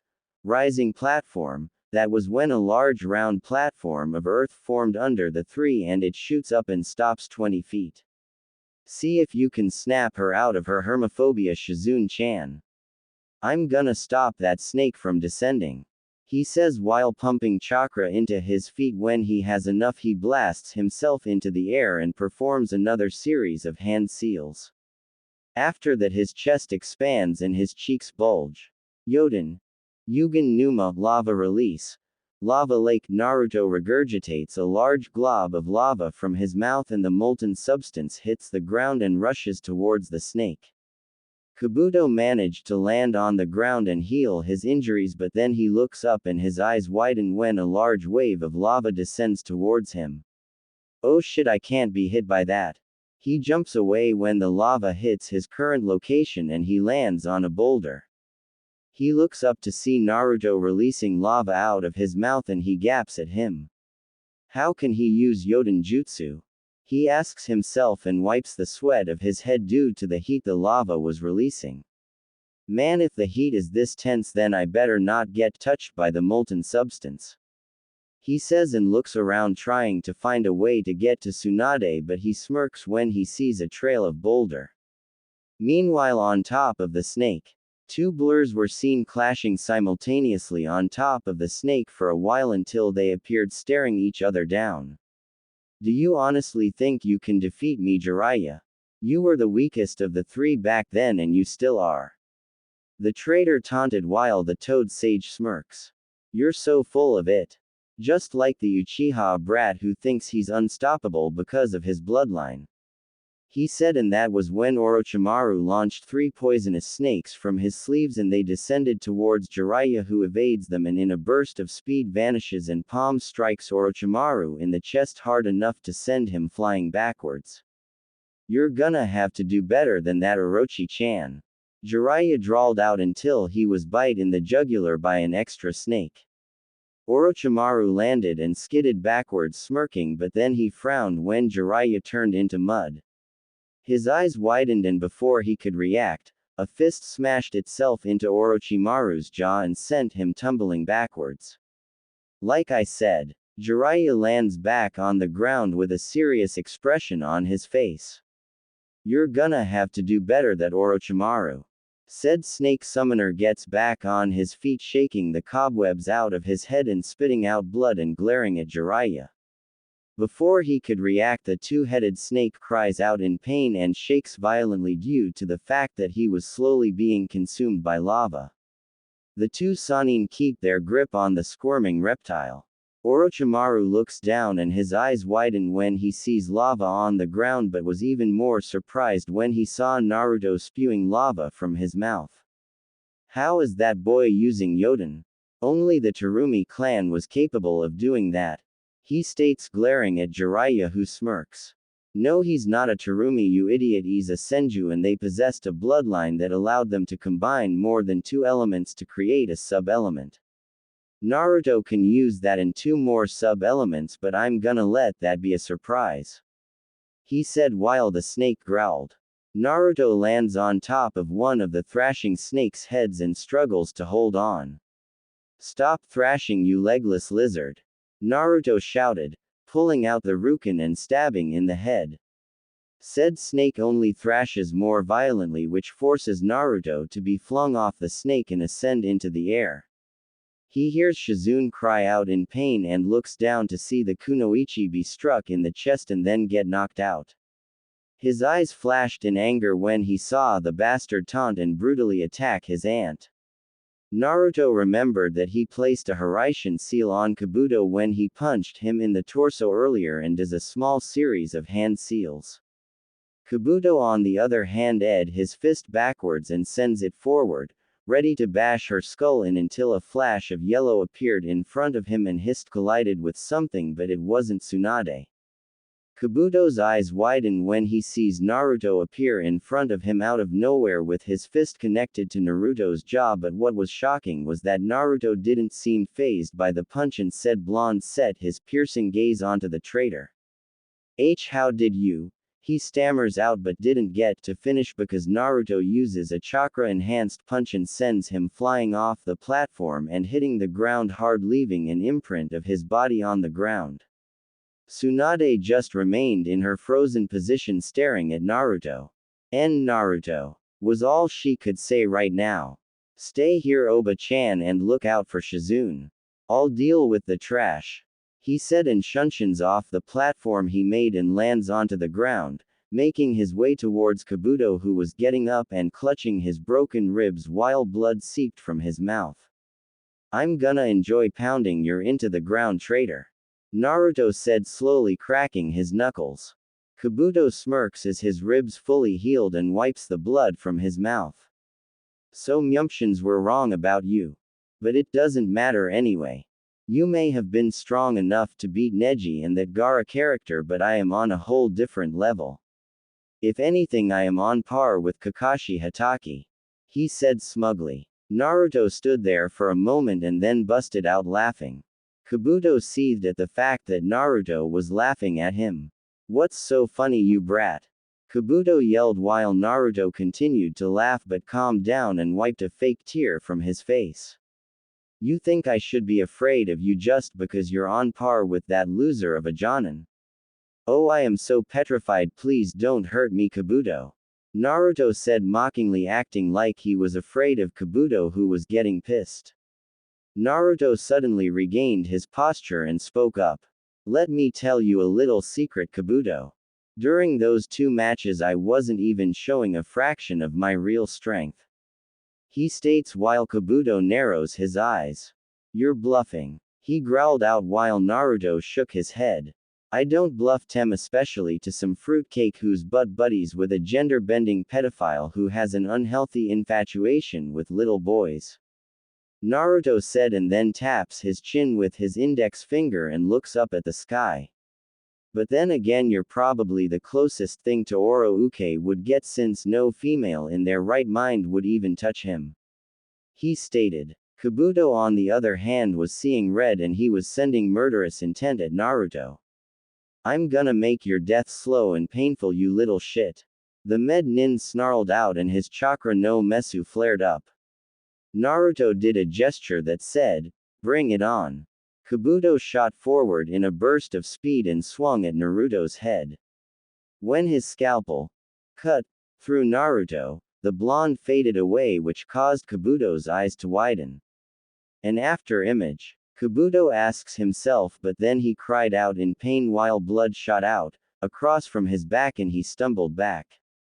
Naruto was behind him smirking with his right arm in a slashing motion and his index and middle finger were extended out while his arm glowed light blue. You're slow, Tem. Is that because you gave the hubby a quickie before you went to meet up with my aunt? Naruto taunted while the chakra from his hand grew into an arm blade and extended a little.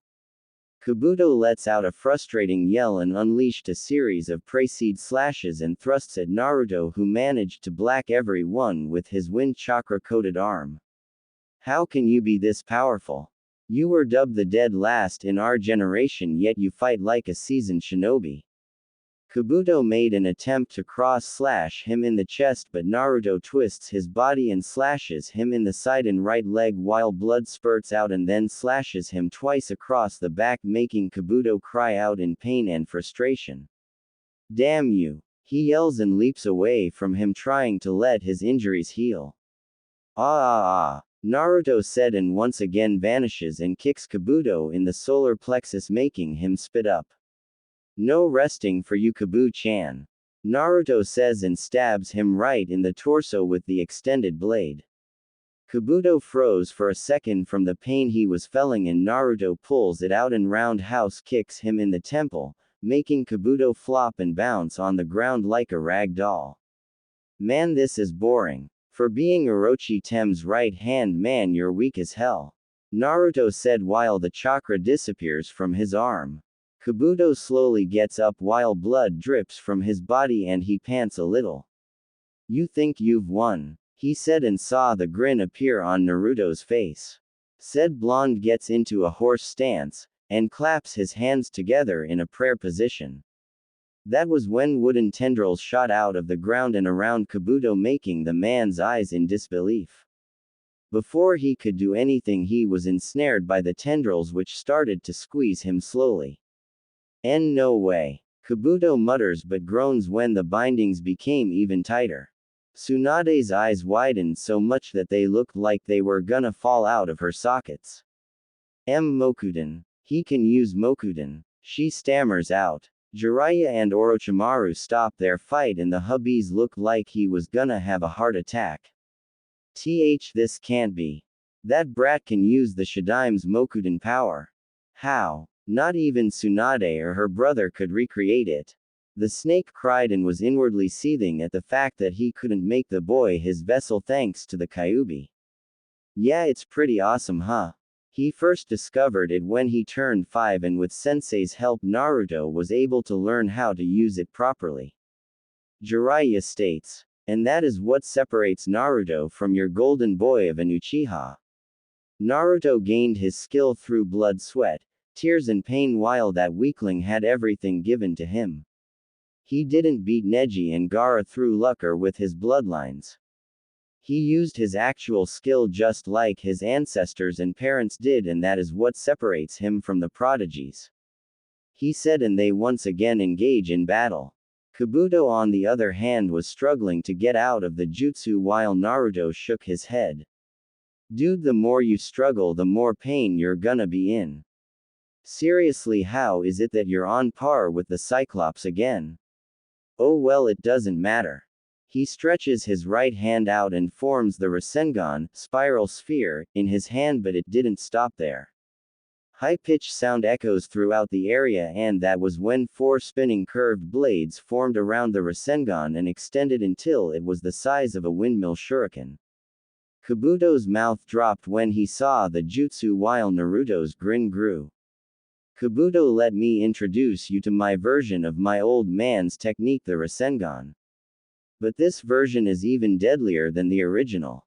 And the best part about this one is that I can throw it, he said, causing Kabuto to curse and squirm in the wooden bindings. I wonder just how much damage this technique can do to the human body. Care to be my guinea pig for this experiment? Naruto asks sadistically. You namikaze. Kabuto roared but cries out when his shoulders were dislocated. Sorry bro, but I don't swing that way. I prefer females. Now say hello to the Rasenshuriken, spiral shuriken. Naruto brings his arm back and then throws the techniques, making the Sannin and Kabuto's eyes widen. Holy shit, he threw it. Jiraiya screamed in amazement. Naruto just accomplished one of his dad's goals. They all watched as the screeching attack made its way towards Kabuto. No, no. Damn you Naruto AAAARRRRGGHHHH. He cursed but cried out in sheer agony as the technique grinded into his body and tore him apart at the same time. That was when a spherical vortex made of chakra slowly surrounded Kabuto's body and expanded, creating a large crater for a few seconds, and then it explodes, making everyone shield their eyes from the move. When the dust cleared, they all saw a 20-foot wide crater, and in the middle of it was a bloody and shredded Kabuto laying face down and twitching on pain. Naruto let out a sigh of relief and looked down in the crater and grinned. "It official, I am awesome. How do you like my new technique blocker?" Naruto said while doing a victory sigh. Naruto leapt back on the rock platform where Tsunade and an unconscious Shizune were and walked over to the motionless brunette and kneels down. His hands started to glow green and the green chakra formed over Shizune's body. The injuries on her body started to heal up and then the glow died down. Shizune groans and slowly opens her eyes only to see Naruto's smiling face. "Naruto-kun," she asks and the blonde nods. "Glad to see you're okay, Shizune-chan," Naruto says while she sits up and shakes her head a little. "The last thing I remember is that Kabuto character striking me in the chest and knocking me out," she said. "Yeah, he did, but you won't have to worry about him because right now he's taking a dirt nap, but not a permanent one," he replied with a grin on his face, but then he felt a hand on his shoulder. He turned his head to see a smiling Tsunade. She then removes the necklace from her neck and puts it on Naruto's. "I believe this now belongs to you now, Naruto. Congratulations, you won the bet," she said, and he smiles back at his aunt. With Jiraiya and Orochimaru. Orochimaru was furious. No, he was beyond furious because the so-called former dead last of the Leaf Village, now last heir of the Namikaze and Senju clan, had beaten his right-hand man with an improved version of his most hated enemy's jutsu, the Rasengan. Man, oh man, if only you could have seen the look on your face, hubby. I can't believe the Gaki managed to make an improved version of the Rasengan and throw it, and in a week no less. Guess the apple doesn't fall far from the tree, hubby. Jiraiya states while the hubby's frown grew. This boy is starting to become a nuisance. First he ruins my invasion plans, now he beats Kabuto-kun with a more powerful version of the Yondaime's technique. Not to mention he is the last male of the Senju clan with the powers of the Mokuten as well as Yoden Jutsu in his arsenal, and not once did he use Kyuubi's power. If he continues to grow at this rate, he'll become a huge problem for me in the future, so he must die right now. That was when Orochimaru leapt off the dying snake and descends towards the others. Jiraiya curses and leaps after the criminal. "Oh no, you don't." Orochimaru suddenly twists his body in mid-air, looking back at Jiraiya, and launches his long purple tongue at the Gamma Sennin. Jiraiya manages to evade the tongue, but it wraps around the man's ankle. What the devil? Jiraiya didn't get to finish because he is jerked backwards by the tongue and slammed into the hard ground. Orochimaru adverts his body towards Tsunade, Shizune, and Naruto with the blade of Kusanagi extending out of his mouth and aimed right for Tsunade's back. Shizune saw this and gasped. "Tsunade-sama, look out!" Shizune cried out. Tsunade turned around and her eyes widened as she saw Orochimaru head right for her with a maniacal look on his face and his blade aimed for her heart. Clang! Orochimaru's eyes widen when he sees his prized weapon being blocked with the flat side of Naruto's Rukin. "You really are a stupid fool, Oro-uke," Naruto said and started to channel lightning chakra from his hand and into the blade. Raiden. Raiko Nagashi, lightning release, lightning current. Currents of yellow lightning shot out of the blade and struck Orochimaru all over his body. The hubby cries out in pain as he is electrocuted and burned by the jutsu and starts to stumble backwards. Naruto ended the jutsu and took this opportunity to strike the white snake dead in the face with his fist and send him flying off the rock platform and into the ground. Orochimaru lands back on his feet, skids back a little, and retracts his blade and grits his teeth in pain and slowly gets back up as static jolts around his body. Damn it, I forgot about his lightning affinity when he used it against the vessel for the Aikibi. He growled out. But that means he also possesses a water affinity, meaning he can use all 5 elements. But that's not possible. The only way he can gain all 5 is if he had the Rinnegan. Jiraiya groans and gets back on his feet, rubbing his head only to see Orochimaru struggling to get up. Man, I can't believe he got me with that disgusting move. Now I'm gonna have to use disinfectant to get that slime off my ankle. Kami knows where that thing has been. Jiraiya mumbles. Kabuto. A torn, bloodied, and slowly healing Kabuto was slowly crawling out of the crater with just one arm. Damn it, that jutsu has slowed down my healing factor. I can barely crawl out of this crater without being in so much pain. It was a good thing I put a strong layer of chakra around my body, otherwise the technique would have destroyed me. He said and winced in pain as his torn left arm throbbed and continued to crawl up the crater. Meanwhile, Naruto was about to advance on Orochimaru with his blade drawn only to have Tsunade step in front of him. Oba-chan, Naruto asked, and said Senju looked back at him and smiled. I'll take it from here, Naruto. You've done your fair share in handling the bastard's right-hand man, so now it's my turn to deliver some justice on this bastard. She says. Naruto blinks at her and grins. Sure thing, but first. Naruto placed a glowing green hand on her and her previous injuries were gone instantly and her body was rejuvenated. There. Now you don't have to worry about facing the Tem with only half of your strength and show him what real ninja is capable of doing. He says, and she grins back. Thanks, and once we're done with him we can celebrate with a big bottle of sake. She said, and that was when Jiraiya appears. Mind if I join in the battle?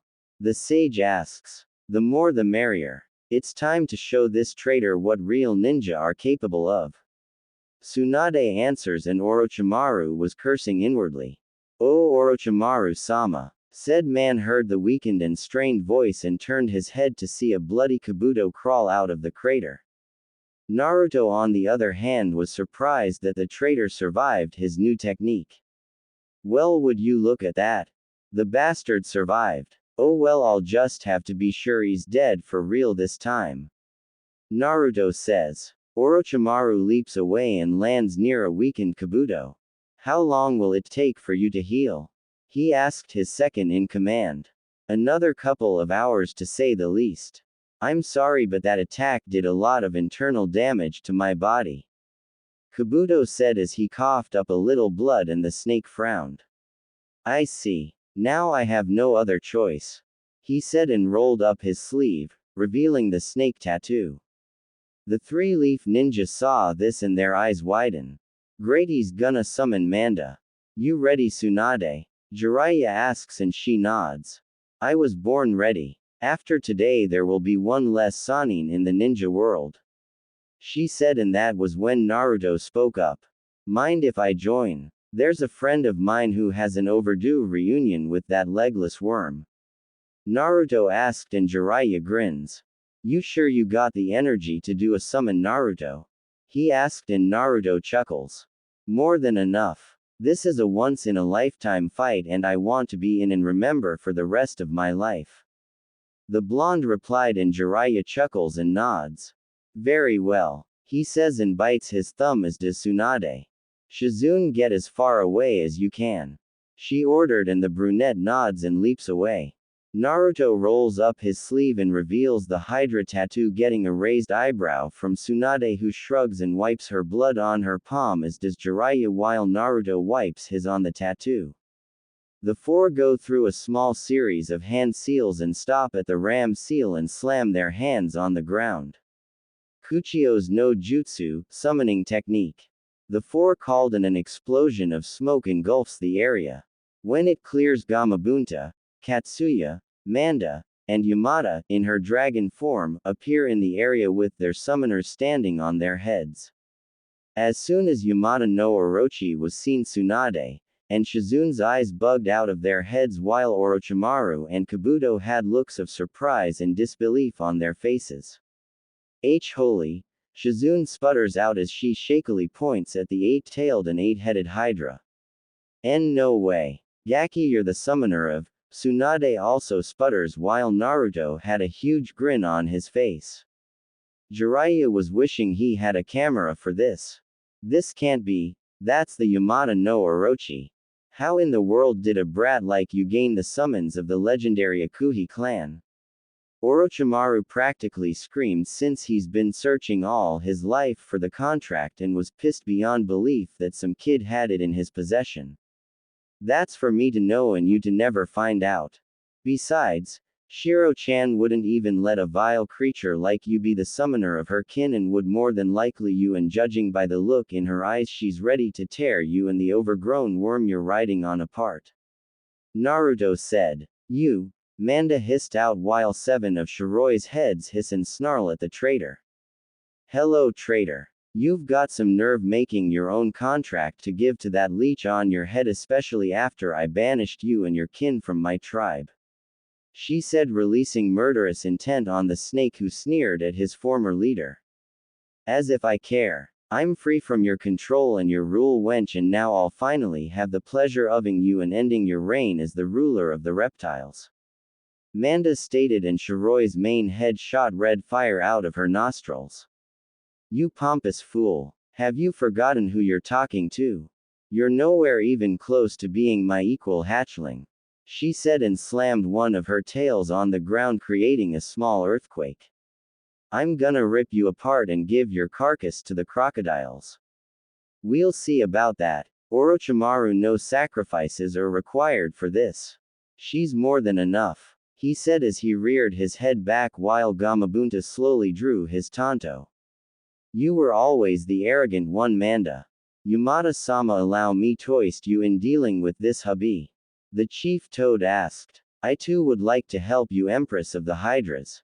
Katsuya requests, and Shiroi nods.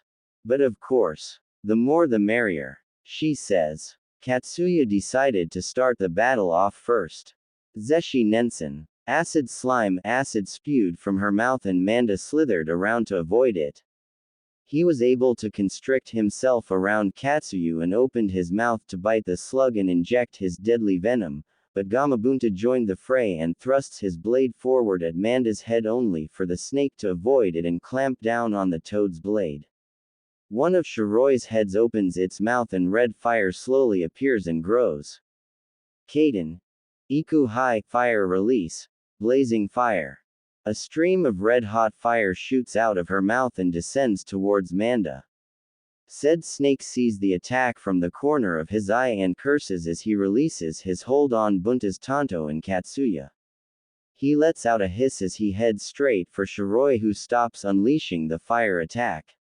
Naruto, on the other hand, starts to work on a series of hand seals. Shiroi-chan, lift your head up so that I can get a better view of the ground. The blonde says. Hi. The Hydra Queen replies and does so. Great. Now to slow that tem down. Yoden. Dai Yogan Numa. Naruto stops making hand seals and his cheeks bulge out. He suddenly releases a large stream of magma that lands on the field and slowly spreads across the ground. Manda sees the lake of lava and suddenly skids to a stop before he could come close to touching the molten rock. Damn that blonde urchin. Manda growled out. Now's our chance, Bunta. Gov me some oil. Jiraiya says as he does a series of hand seals. Got it. The chief toad says. His stomach bulges and afterwards, so does his cheeks, and then he shoots out a jet of oil. Kaden. Gamayu Enden, fire release. Toad oil flame bullet. Jiraiya releases a flame blast. When it makes contact with the oil, it turned into a high-powered flamethrower that descends towards Manda. Before the snake could react, his body was engulfed by a torrent of flames. After a while the technique starts to recede and the three were wondering if the technique worked.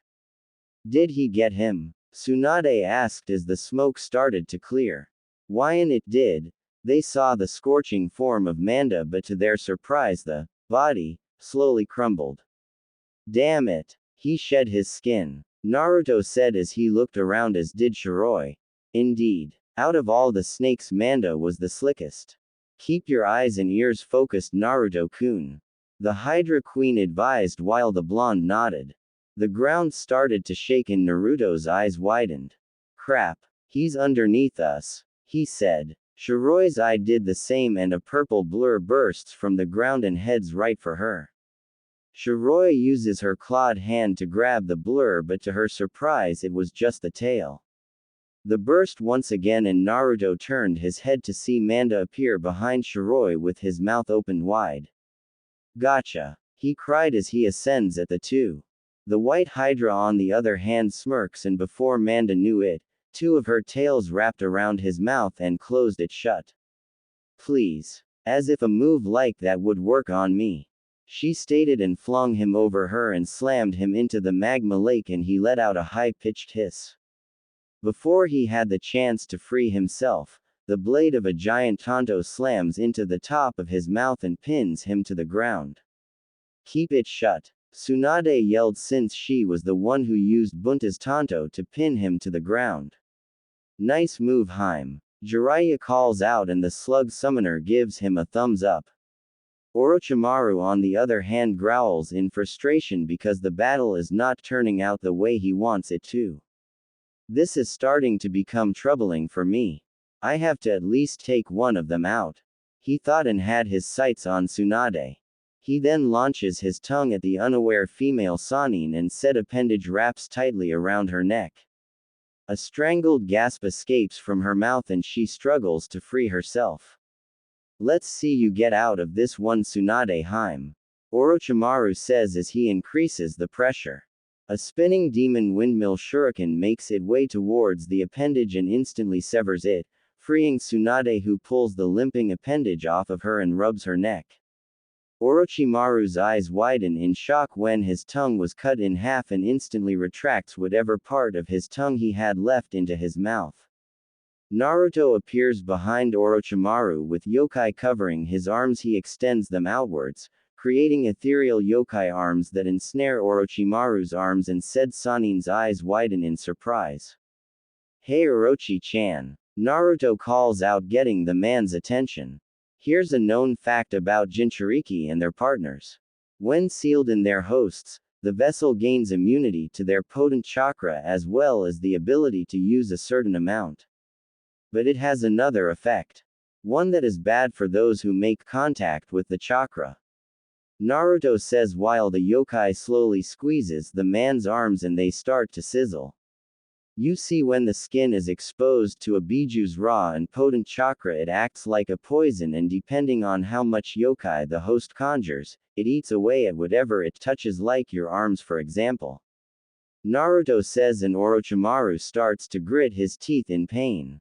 Right now I'm pouring Kyuubi's chakra into your arms and destroying the cells, muscles, and even the bone. Orochimaru couldn't take the pain and howls in agony as the blonde adds more yokai into the man's arms. Said White Snake manages to rip his arms free from the ethereal arms and leap away, glaring dangerously at Naruto. Gah! Damn you, boy! He didn't get to finish because a fist slammed into his jaw courtesy of Tsunade Senju and was sent flying off of Manda and hitting the ground hard. Kabuto on the other hand halfway recovers from the attack from not too long ago and leaps towards his master. Orochimaru slowly gets up and watches as his arms turn black and the skin flakes of my arms. They feel like they're on fire. He says, and they limp down to his sides. That was when Naruto, Tsunade, and Jiraiya appeared in his line of sight, and Kabuto appears next to his master clutching his stomach. Grr. Damn you all. Orochimaru, you as a summoner. Thanks to you, I can't eat solid food for a month thanks to this damn blade that has put a hole in my mouth. You better not summon me again unless it's to face that wench. He said, setting his gaze on Shiroi. You couldn't beat me then and you can't beat me now, weakling. Now get out of my sight before I uphold my end and turn you into crock chow. She snarled out and Manda let out an angry hiss and dispelled. Orochimaru-sama, we should retreat while we can. I'm still recovering from that attack Naruto used on me, and without your arms, you can't use any jutsu. Kabuto stated, and the snake Sanin growled and glared at the three with all the hate he could muster. I can see that. Consider yourselves lucky, especially you, boy. You will regret crossing me and my ambitions, and I will crush Kono into dust. He swore while Naruto had a feral grin on his face and his eyes were crimson. And I look forward to the day when I bring your head back as a trophy and mount it on your student's wall, Orouke. Naruto responded while the snake hissed and sank into the ground. Goodbye for now, Namikaze. Next time I will you. Kabuto says and puffs away, as do the summons. After a few minutes, Naruto sighs. Well, that was fun, he said, and that was when Shizune appeared next to them. Yeah, fun if you can call it that, Mr. I love destruction and chaos. Jiraiya commented while Naruto snorts. Blame my roommate. She's a bad influence on me. Naruto replied while Q giggled in his mindscape. I love you too, Naruto-kun. She says. Now then, all that's left is to get our things in Taunton and head back to the village. Jiraiya states. Already. Come on now, Kyofu, we don't have to be back at Konoha for another week. In case you haven't noticed, I haven't got a chance to spend a lot time with my aunt. Naruto said. Jiraiya groaned and was about to speak up until Tsunade smirks and wraps an arm around her nephew. Don't be such a wet blanket, you pervert. Let's go have some fun for a change. I could use a new poker partner. She said with a grin while Shizune sighs. Fine, but only for 3 days. I don't need another verbal lashing from the old monkey. Jiraiya commented. Got it. Oh, and Oba-chan, you owe me 14 years worth of birthday and Christmas presents. He said, and she fell over while he walked away with his hands in his pockets grinning. Jiraiya on the other hand laughs his off while Tsunade gets up and mumbles about greedy nephews, and the two take off. Hiruzen was currently sitting in his office giving a nervous Kakashi Hatake a glare that would make even someone like Orochimaru nervous as hell. Do you want to know the reason why you are here, Kakashi Hatake? Sarutobi asked the man who shook his head. It's simple actually. You see, I got a report from a certain visiting cage about how you blatantly neglected one of your students in the hospital when he asked you for help against a powerful opponent, and you verbally insulted him and ridiculed him for his skills as a shinobi, stating that he shouldn't even be a shinobi. He said in a tone that meant Kakashi was in deep shit. Not only that, but you even had the nerve and gall to say the only reason he is even a shinobi in the first place is because I felt sorry for him. The god of shinobi released a burst of ki on the Chunin, who shivered in fear. Where do you, a ninja under my authority, go off saying something like that when you know good and well that Naruto got his headband after stopping that traitor Mizuki from escaping Konoha with the Forbidden Scroll? He asked as the man looked away in shame while Hiruzen sighs. I am very disappointed in you, Kakashi.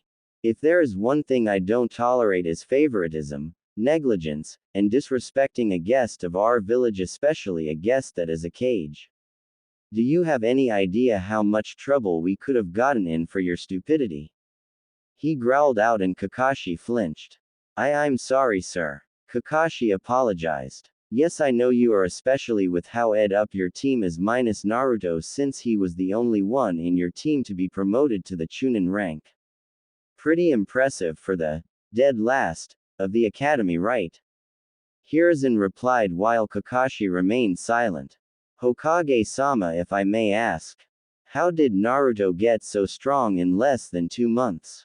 And how was he able to use those elemental jutsu, especially with his chakra control being so out of date? Kakashi asked Hiruzen, who sighed inwardly. If you must know, I had Jiraiya train Naruto and help him learn the things you failed to teach him in the past 2 months since you were too busy coddling the Uchiha brat, and that boy's lack of discipline could have cost us to lose some important clients. Hiruzen said harshly, which made the son of the White Fang cringe. But thanks to Naruto and his performance when he faced and beat not only the Hyuga prodigy of the branch house but also beat the Kazecage's son, who might I add was the vessel for the Ikibi no Tanuki, Shukaku, the clients we got have doubled and most of them have requested to have Naruto join in the high-paying missions they are offering to Konoha. He finished. I see. So what is happening to Team 7? Kakashi asked. Simple. Until I say otherwise or until my successor gets here, Team 7 is on a 6-month probation period and will not be allowed to do missions outside the walls of Konoha and will have to do D-rank mission.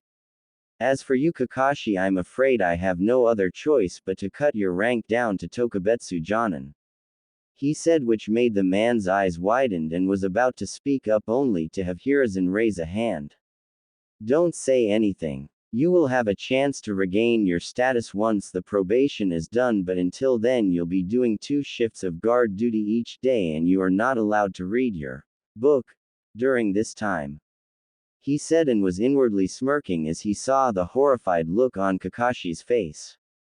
And that's not all. You will also beisting your students in these D ranks and train them properly, meaning you will train Sakura and Sasuke equally, or else you will be having a one-on-one session with Ibiki and Anko for insubordination. He finished. Yes, sir. Is there anything else? Kakashi asked in a low tone. No, and Kakashi, Minato and your father Tsukumo would be very disappointed in you. I suggest you start waking up to reality and acting like a real ninja as opposed to, and pray that Tsunade is in a forgiving mood due to the fact that you neglected her nephew's training and progress as a ninja. He said as Kakashi left the room, but then his eyes widened and paled when he heard this as the door closed behind him. Tanzaku-gai Casino. Tsunade had walked out of the casino with a grin so wide that it looked like it would split her head in two, and the reason why is because her nephew had practically cleaned the casino out and she was hugging a huge bag of money to her body and giggling like crazy. Shizune was right beside with bug eyes and her jaw hanging from the ground, as was Taunton. Jiraiya on the other hand was patting aboard Naruto on the back, saying how proud he was of his apprentice for being a gambling god. For those that had lost to Naruto were on their knees crying while looking at their empty wallets.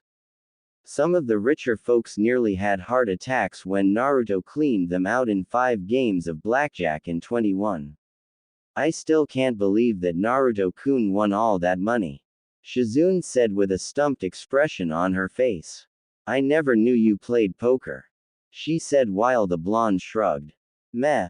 Saru Oji taught me how to play that in shogi when I was 8 and I'd always win somehow when I play him in 21, but it was with candy. He mentioned something about me having the luck of the fox on my side, though I could never beat him in shogi. The man may be old but he has an IQ that'll make the hubby cry. Naruto commented until he was glomped by a squealing Tsunade who was hugging him so tight that he turned purple and his bones started to crack. You've made me the happiest woman in the world, my favorite nephew. She said as Naruto struggled to escape from her death hug. Oh Oba-chan. You're crushing my spine. He strained out, but then she dropped him and hugged the money once again. I've never seen Tsunade-sama so happy. Shizune said with a sweat drop on her face while Naruto got up and popped his back in place. Yeah, remind me to steer clear of her grabbing range from now on. Naruto muttered, rubbing his back painfully while Jiraiya snickered. After staying in Tanzaku-gai until the end of the week, the group left and was now traveling on a dirt road towards Konoha until the blonde stopped. Tsunade and Jiraiya saw this and stopped, as well as did Shizune. Whoever you guys are, come on out or I'll make you come out.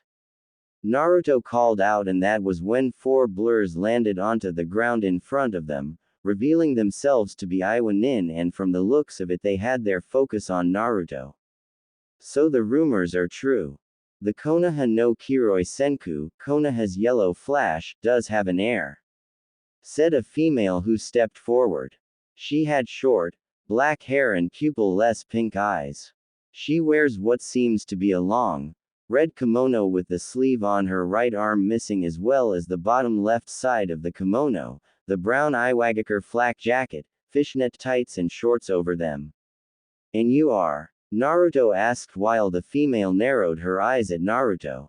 "My name is Kuretsuchi Otsuburo, the granddaughter of the Sandame Tsuchikage Ryotenban no Onoki, Onoki of both scales, and I'm here to you," she said and instantly flung a kunai at the blonde's heart at speeds that surprised Naruto, who dodged to the left.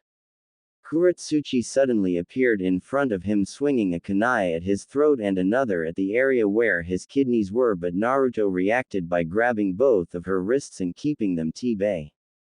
"Mans, she's fast," Naruto said, impressed. The other Iwa nin were about to interfere until Jiraiya, Tsunade, and Shizune appeared in front of them.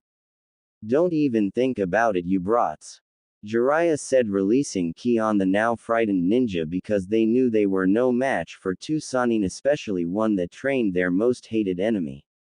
"Just stand there and watch my nephew beat the stupidity out of the midget's granddaughters," Tsunade said while they paled. "Nephew? He's a senju," one male asked. "Oh shit, we're so screwed," the other one said. Kuretsuchi was gritting her teeth in frustration as she tried to use her strength to push her kunai forward, but Naruto's strength was beyond hers at the moment. A smirk formed on Naruto's face and his bulged, confusing the kunoichi until he sprayed what looked like brownish-green liquid in her face, making her back away, a yell in frustration, trying to rub the substance off her face.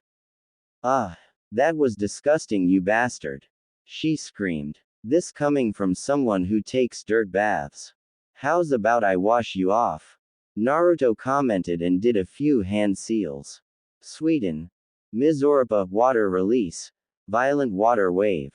He shoots a fast stream of water at Kuretsuchi, who cries out in surprise when she is hit by the blast and hits the ground hard.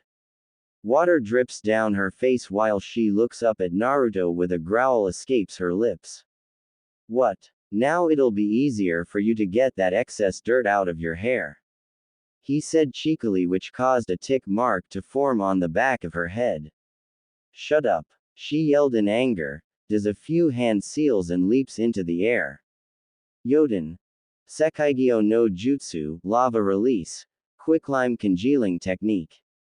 She spits a large quantity of quicklime from her mouth in the form of a substantial projectile that makes its way towards Naruto. "Whoa, she can use Yoden too.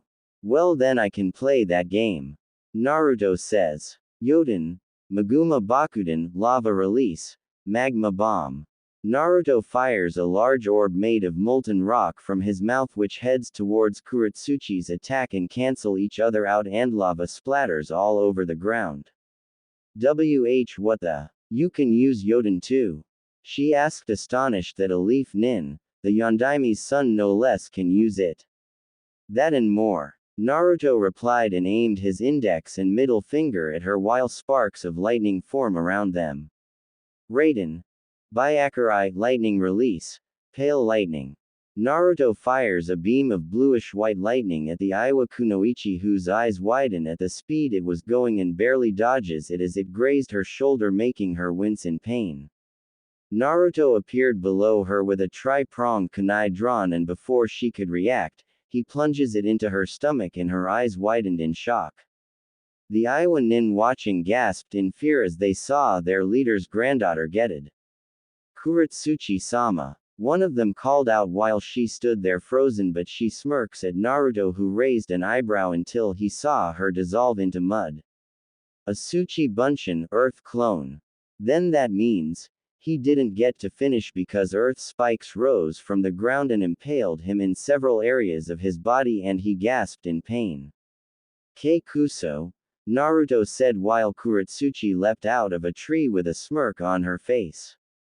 "You lose, Namikaze," she said in triumph. "Any last words before I finish you off?" she asked as she pulled out a kunai and raised it. Naruto on the other hand coughed up blood and grins weakly. Boom, was all Naruto said and glowed white. Kuretsuchi's eyes widened and cursed. Oh she couldn't finish because Naruto exploded into smoke. A few seconds later Kuretsuchi leapt out of the smoke with burns on her skin and clothes and lands back on the ground panting a little.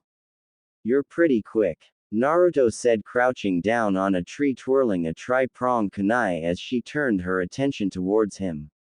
Impossible. How did you substitute yourself without me sensing it? She asked while Naruto grinned. What can I say? I inherited my old man's speed, though you are the first foreign nin aside from my fiancé to force me to move that fast, especially since you're both Yoden users, though her style is more adverse than yours. He commented while she scoffed. Well then she must not be that great. She never got to finish because a flash of silver shot past her and embedded into a tree, and it happened to be a tri-pronged kunai knife. A cut formed on her cheek and a little blood dripped down her face. She wiped it off and looked up at Naruto, whose gaze was now as cold as ice, which nerved her a little. Rule number 1 Kuretsuchi-chan. Don't insult my fiancé because can kick your 6 ways to Sunday and will send you back to your old man in a matchbox. He said harshly. 2.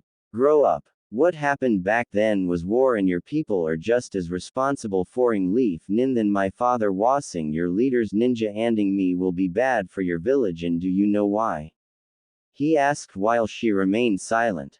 Because not only am I the last Namikaze but I'm also the last Senju, meaning that I am related to not just the Yondaime but the Shodai and Nadaime and also the future Godaime Hokage's nephews, so technically I'm related to 4 Hokages. He answered, making her eyes widened in dread. So now do you understand? Ingmi will get your village wiped off the face of the earth by my village and her allies, so I'll do us both a favor and end this. He said as he appears in front of her without warning and with a Rasengan in his right hand reared back and slams it into her stomach, making her gasp out in pain and be sent flying towards her comrades and hitting the ground hard, losing consciousness. Don't worry, she's alive. I held back enough power only to knock her out, now please leave. I don't have the time nor patience to deal with what little grudge you have over my dad, so do what I told her and grow up. He said. The Iowa team glared at Naruto but then took their leader and leapt away into the forest until the Leaf team couldn't even sense them. Naruto pulled the kunai out and put it away, sighing. Well then, shall we? I'm pretty sure you're ready to bust some heads when we get back, Oba-chan. Naruto said, grinning while Tsunade blinks but grins also rubs her hands together in an evil fashion. Jiraiya and Shizune sweat drop when they see this. Oh boy, the village is gonna suffer some major collateral damage when she returns. Jiraiya mumbles while the brunette nodded. Hey Oba-chan, I'll race you to the village gate. Naruto challenged while Tsunade grinned. You're on Gaki, she said, and the last 2 Senju took off like rockets, leaving a dust trail behind Shizune and Jiraiya, who were stumped. Where in Kami's did they get this energy? Sighs.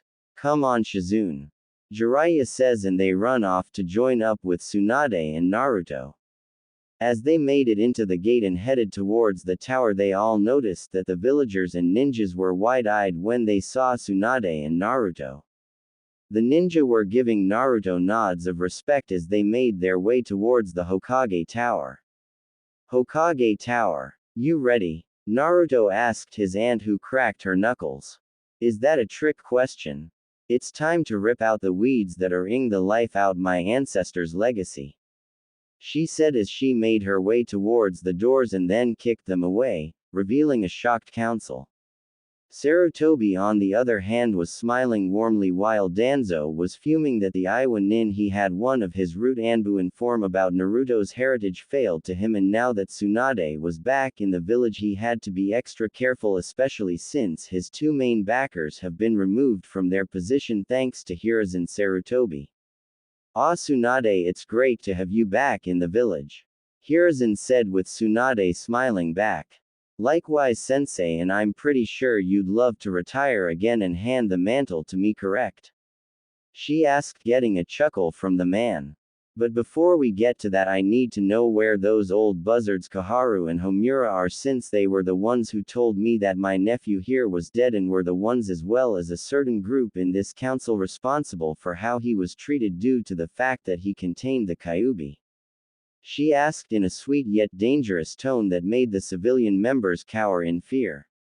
They're currently under house arrest until I say otherwise, Tsunade, since they, along with a certain war hawk, were responsible for lying about the demise of the current Mizukage's future husband after the civil war was over in Kiri, and falsified documents that I didn't approve of. He said, and Tsunade raised an eyebrow at this. Current Mizukage? Future husband? Is there something I should know? She asked, which caused Naruto and Jiraiya to start sweating bullets. Hiruzen saw this and an evil grin formed on his face. Oh, you don't know. I thought Naruto or Jiraiya would have told you once they found you. He asked, while the two waved their hands and shook their hands frantically in the background, screaming silent no's. Tsunade, on the other hand, blinked in confusion a couple of times. Tell me what? She asked, while the two shook their fists violently at the old monkey, whose grin grew. That your nephew is engaged to the Godime Mizukage Mai Terumi. He answered, making her eyes bug out, while the master and apprentice slapped their foreheads.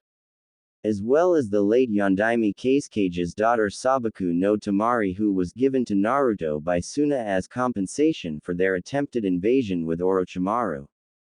He answered. Say what? She yelled, while the two made their way to an opened window. Naruto. Jiraiya. You two have some explaining to do, she said as she turned her head and saw them make an attempt to leap out the window. And where do you two think you're going? She yelled, which made them freeze in place. Run, Kyofu! Naruto cried as he leapt out the window with Jiraiya behind him. Tsunade ran towards the window with tick marks on her head. Oi, you two come back here right now and explain yourselves. She yelled, waving her fists at their retreating forms, and then looked back at Hiruzen, who sighs. Go ahead, Tsunade, but keep the damage to a minimum. Sarutobi said, while a predatory grin formed on her face. No promises, she said cheekily, and leapt after them. A few minutes later, two girly screams were heard begging for mercy, while an enraged Tsunade was beating them senseless, causing large sweat drops to appear behind the clan heads. At least things won't get boring with those three around, Sum said to Hiyashi, who just nodded. Indeed, he said, and a large crash was heard which made the ground under them shake. Hiruzen slammed his head on the desk and groaned.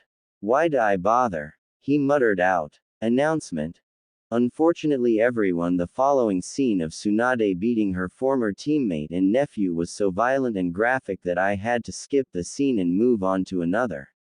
I apologize for the inconvenience, but the raiders would get me in trouble. Hospital. After Tsunade had beaten some sense out of Jiraiya and Naruto and healed them, she, Naruto, and Shizune went to the hospital after she heard about one of the genin getting seriously injured during the Chunin exam prelim matches, and went to see if she could do anything to help this person.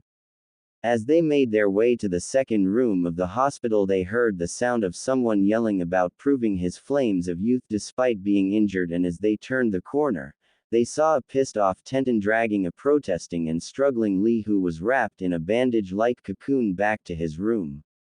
Lee, you're going back to your room and you're staying there. You shouldn't be training in your condition anyway, you got injured during your match in the prelims. Tenten said, and she struggled to drag Lee back to his room.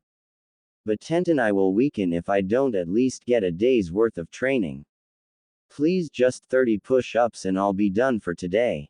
He tried to reason. No, Yubaka, the doctor said to stay off your feet until Tsunade-sama gets back, and training will only make it worse. She responded and was inwardly cursing at how her teammate could be this strong even in his current condition. Yo, Panda-chan needs some help? A voice behind her asked, and a tick mark formed on her head and growled at the nickname. Don't call me that, she yelled as she turned around but then paused when she saw Naruto walking towards her with his hands in his pocket and was grinning.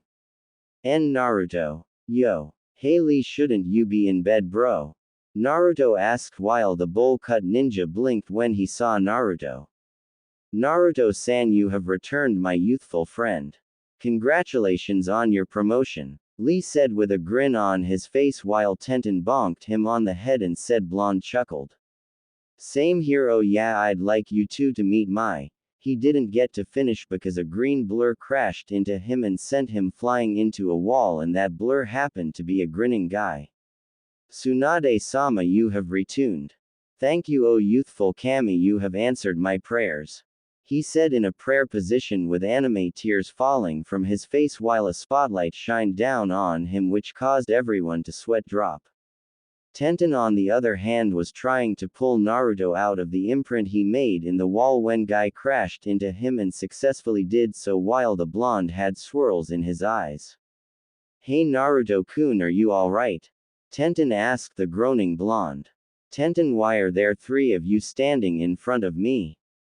Naruto asked the girl whose sweat dropped until he shook the cobwebs out of his head. Man, what the heck hit me? Not what hit you, Naruto. Who hit you? Tenten said, pointing at Guy, but then her eyes bugged out when she saw her idol standing a couple of feet from her. I is that, she tried to say, but the words died in her mouth. Yep. That is Tsunade Senju, the next Hokage and my aunt. Naruto said, which made Tenten's jaw drop and just stare at Naruto, who blinked a few times. What? He asked, and the next thing that happened was that she fainted, but luckily for her she was caught by Naruto before she hit the ground. Tsunade shook her head and then looked towards a bound-up Lee.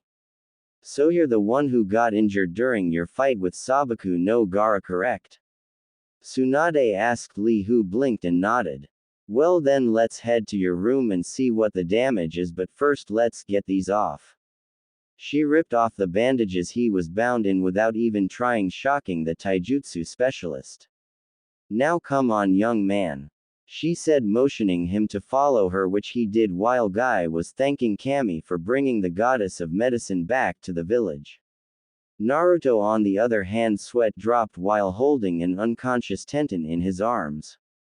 He sighs and sets her down on the ground, pulling out some smelling salts from one of his pockets, popping the bottle open and waving it in front of her nose. A few seconds later, her head shot up and she looked around. Who? What? Where? She said and saw Naruto. Oh hey Naruto-kun, I had the weirdest dream that Tsunade-sama was here and you were her nephew. She said, and the blonde rubbed the back of his head sheepishly. Well, I hate to tell you this, but it's true, he answered, which made her eyes widen. But don't faint again. Tenten rubbed the back of her head and blushed in embarrassment.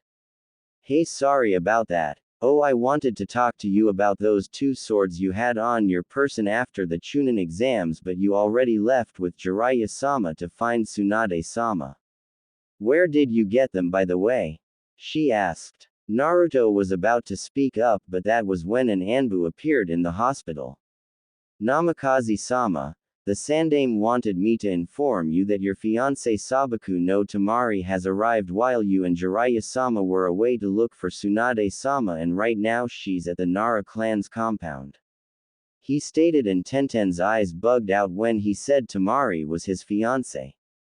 Gotcha, well I'll see ya later Tenten, and I'll head to your dad's weapon shop and bring my swords with me. He said and shunshuns away. Nara compound. Tamari and Shikamaru were engaged in a terrifying game of shogi. So far Tamari won 4 games with Shikamaru winning 5, and so far they were evenly matched. Hey, I should have known you two would have been doing this, said a voice, and the two looked up to see a smirking Naruto and Yoshino Nara, Shikamaru's mother, approaching them. Thanks for the green tea, Yoshino-sama. I've never tasted anything so amazing like the kind you made, he said politely and bowed. Why thank you Naruto-kun, and just call me Yoshino-san, and be sure to treat your fiancé like a queen, she said while he chuckles and does a mock salute. Yay ma'am, Naruto said, which made her giggle and looked at Tamari. You've got a good one here, Tamari-san. Polite, strong, rich, and not lazy. She emphasized, which made Shikamaru's brows twitch while Shikaku, who was cleaning up some deer antlers to send to the pharmacy center, sneezed and muttered, troublesome wife. Tamari on the other hand grinned and nodded, and as soon as Yoshino left, Tamari placed her game piece on the board and said checkmate, which caused Shikamaru to slump his shoulders. The fan user then walked over to Naruto and wrapped her arms around his neck. Hey Naruto-kun, she said while he smirked and wrapped an arm around her waist. Hello yourself, beautiful, he said. Thanks for letting my future wife stay here while I was gone, Shika said, however waved his hand in dismissal. Yeah, whatever. Wait, did you say future wife? He asked as he shot his head up in shock, and Naruto nodded. You're engaged to her. Tamari on the other hand narrowed her eyes dangerously at the shadow user. Yes, I am his fiancé. Is that a problem, you lazy rat? She asked in a tone that promised pain, and was slowly reaching for her fan and use it to cave his skull in. Naruto's eyes widened when he saw what she was about to do, and Shikamaru was about to open his mouth only for Naruto to speak up. Whoa, would you look at the time, we gotta go and get you settled at my apartment, Tamari-chan. Naruto stated while she looked at him with a raised eyebrow. Apartment? I thought you had a clan complex. She asked. Oh, I do, but sadly I need my godfather Jiraiya, who is now in the hospital, has to remove the barriers and security seals since he and my dad made some new ones that keep people out, and sadly I'm only intermediate level when it comes to fuinjutsu, and I could end upping myself if I messed with them. He answered. Oh, I see. Well, is the apartment nice? She asked, and he scoffs. Nice. My mom left me the place and it is beyond nice. Trust me, you'll be wowed by it. He said. So where's your stuff? He asked. Oh, I got everything I own in a ceiling scroll. She said, releasing him and grabbing a large scroll from the porch, and Naruto whistled. Wow, did you bring the whole house with you? He asked humorously, and she responded by lightly punching him in the shoulder. Shut it, you, and carry me to your apartment, she ordered with a playful grin on her face. After Naruto straps the scroll with her belongings on his back as well as her fan, he scoops her up in his arms, holding her bridal style and making her giggle while she wrapped her arms around his neck. See ya later, Shika, he said, and shunshuns away with his second fiancée while the Nara mutters troublesome, but he was also glad that he now had another rival aside from his dad in shogi. Naruto's apartment. Naruto and Tamari appeared in front of his door and he sets her down. Well, here's our humble abode until we move into my parents' complex, he said as he pulled out the key and opened the door. As they entered, Tamari whistled at how clean and decorative the place was. Wow, this place is huge. Your mom must have been loaded to afford a place like this, she said as she looked around. Yep, she was, and so was dad, though I barely scratched the surface on either of their accounts, so there's no need to worry about money. Oh, and before I forget, there's someone you've got to meet, he said, and a red kit popped out of his jacket and landed on the ground, which surprised Tamari. The fox then glowed and transformed into a human shape, and after the glow died it revealed Q in her human form, grinning, and Tamari's eyes bugged out. Tamari, say hello to my first mate and tenant, the Kyuubi no Yoko, or Q as I call her, Naruto said, which made her sputter and point to Q, who just giggled. You can relax, Tamari-san, I'm not gonna hurt you or anything, even though I'm the strongest of the Biju. I'm not like that bloodthirsty weasel Shukaku, she stated while the wind user let out a sigh of relief. So you're Naruto-kun's third future mate, huh? She said, and started to walk around a nervous Tamari and seemed to be inspecting her body.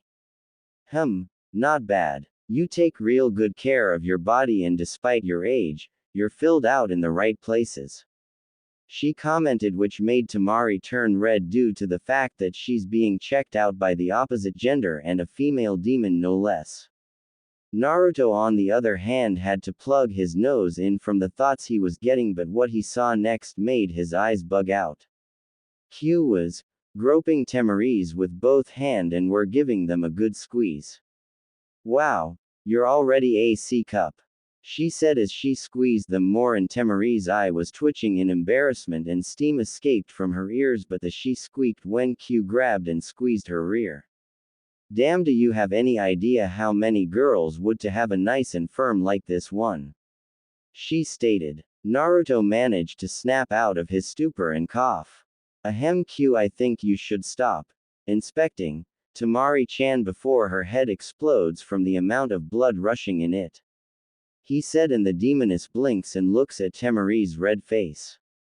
Whoops, sorry about that. Anyhow, welcome to the family, Tamari-chan, and don't hesitate to do anything I wouldn't do with Naruto-kun, especially with what he's packing in his boxers, she said, which made Tamari cover her nose and Naruto to turn red. Q. Naruto yelled out in embarrassment. Night. After that little scene and after Tamari got settled in and they had dinner, Naruto was currently in his room in a gray sleeveless t-shirt and a pair of black shorts, writing down some notes from a Fuinjutsu book he got from Jiraiya during his training. Q was currently in her fox form, sleeping on the edge of his bed, curled up into a ball with her ears twitching occasionally. As he continued to do this, there was a knock on his door. Come in, Tamari-chan, Naruto said as the door opened. He looked up and saw Tamari with her hair down and was wearing a light purple shirt that stopped above her knees. Hello, beautiful, come to give me a goodnight kiss? He asked as he put the stuff away. Tamari smirks and walks over to the bed and sits down on it. Actually, I was hoping to stay the night with you, Naruto-kun. Please? She asked with a pout on her face while he chuckles. Sure, I was about to hit the hay anyway, he said, getting a grin from her. She crawled onto the bed and then kissed him on the lips and he returned it. After kissing for a few minutes, their lips parted and Naruto laid back. Tamari rested her head on his chest and pressed her body against his while he wrapped an arm around her. Good night, Foxy-kun, Tamari said while he smirked. Good night, Sabaku-hime, Naruto stated and snapped his fingers, which resulted in the lights turning off. A few seconds later, Tamari squeaked. Hey, no groping, pervert, Tamari said in the darkness. That wasn't me, Naruto stated and heard Q giggling. Q.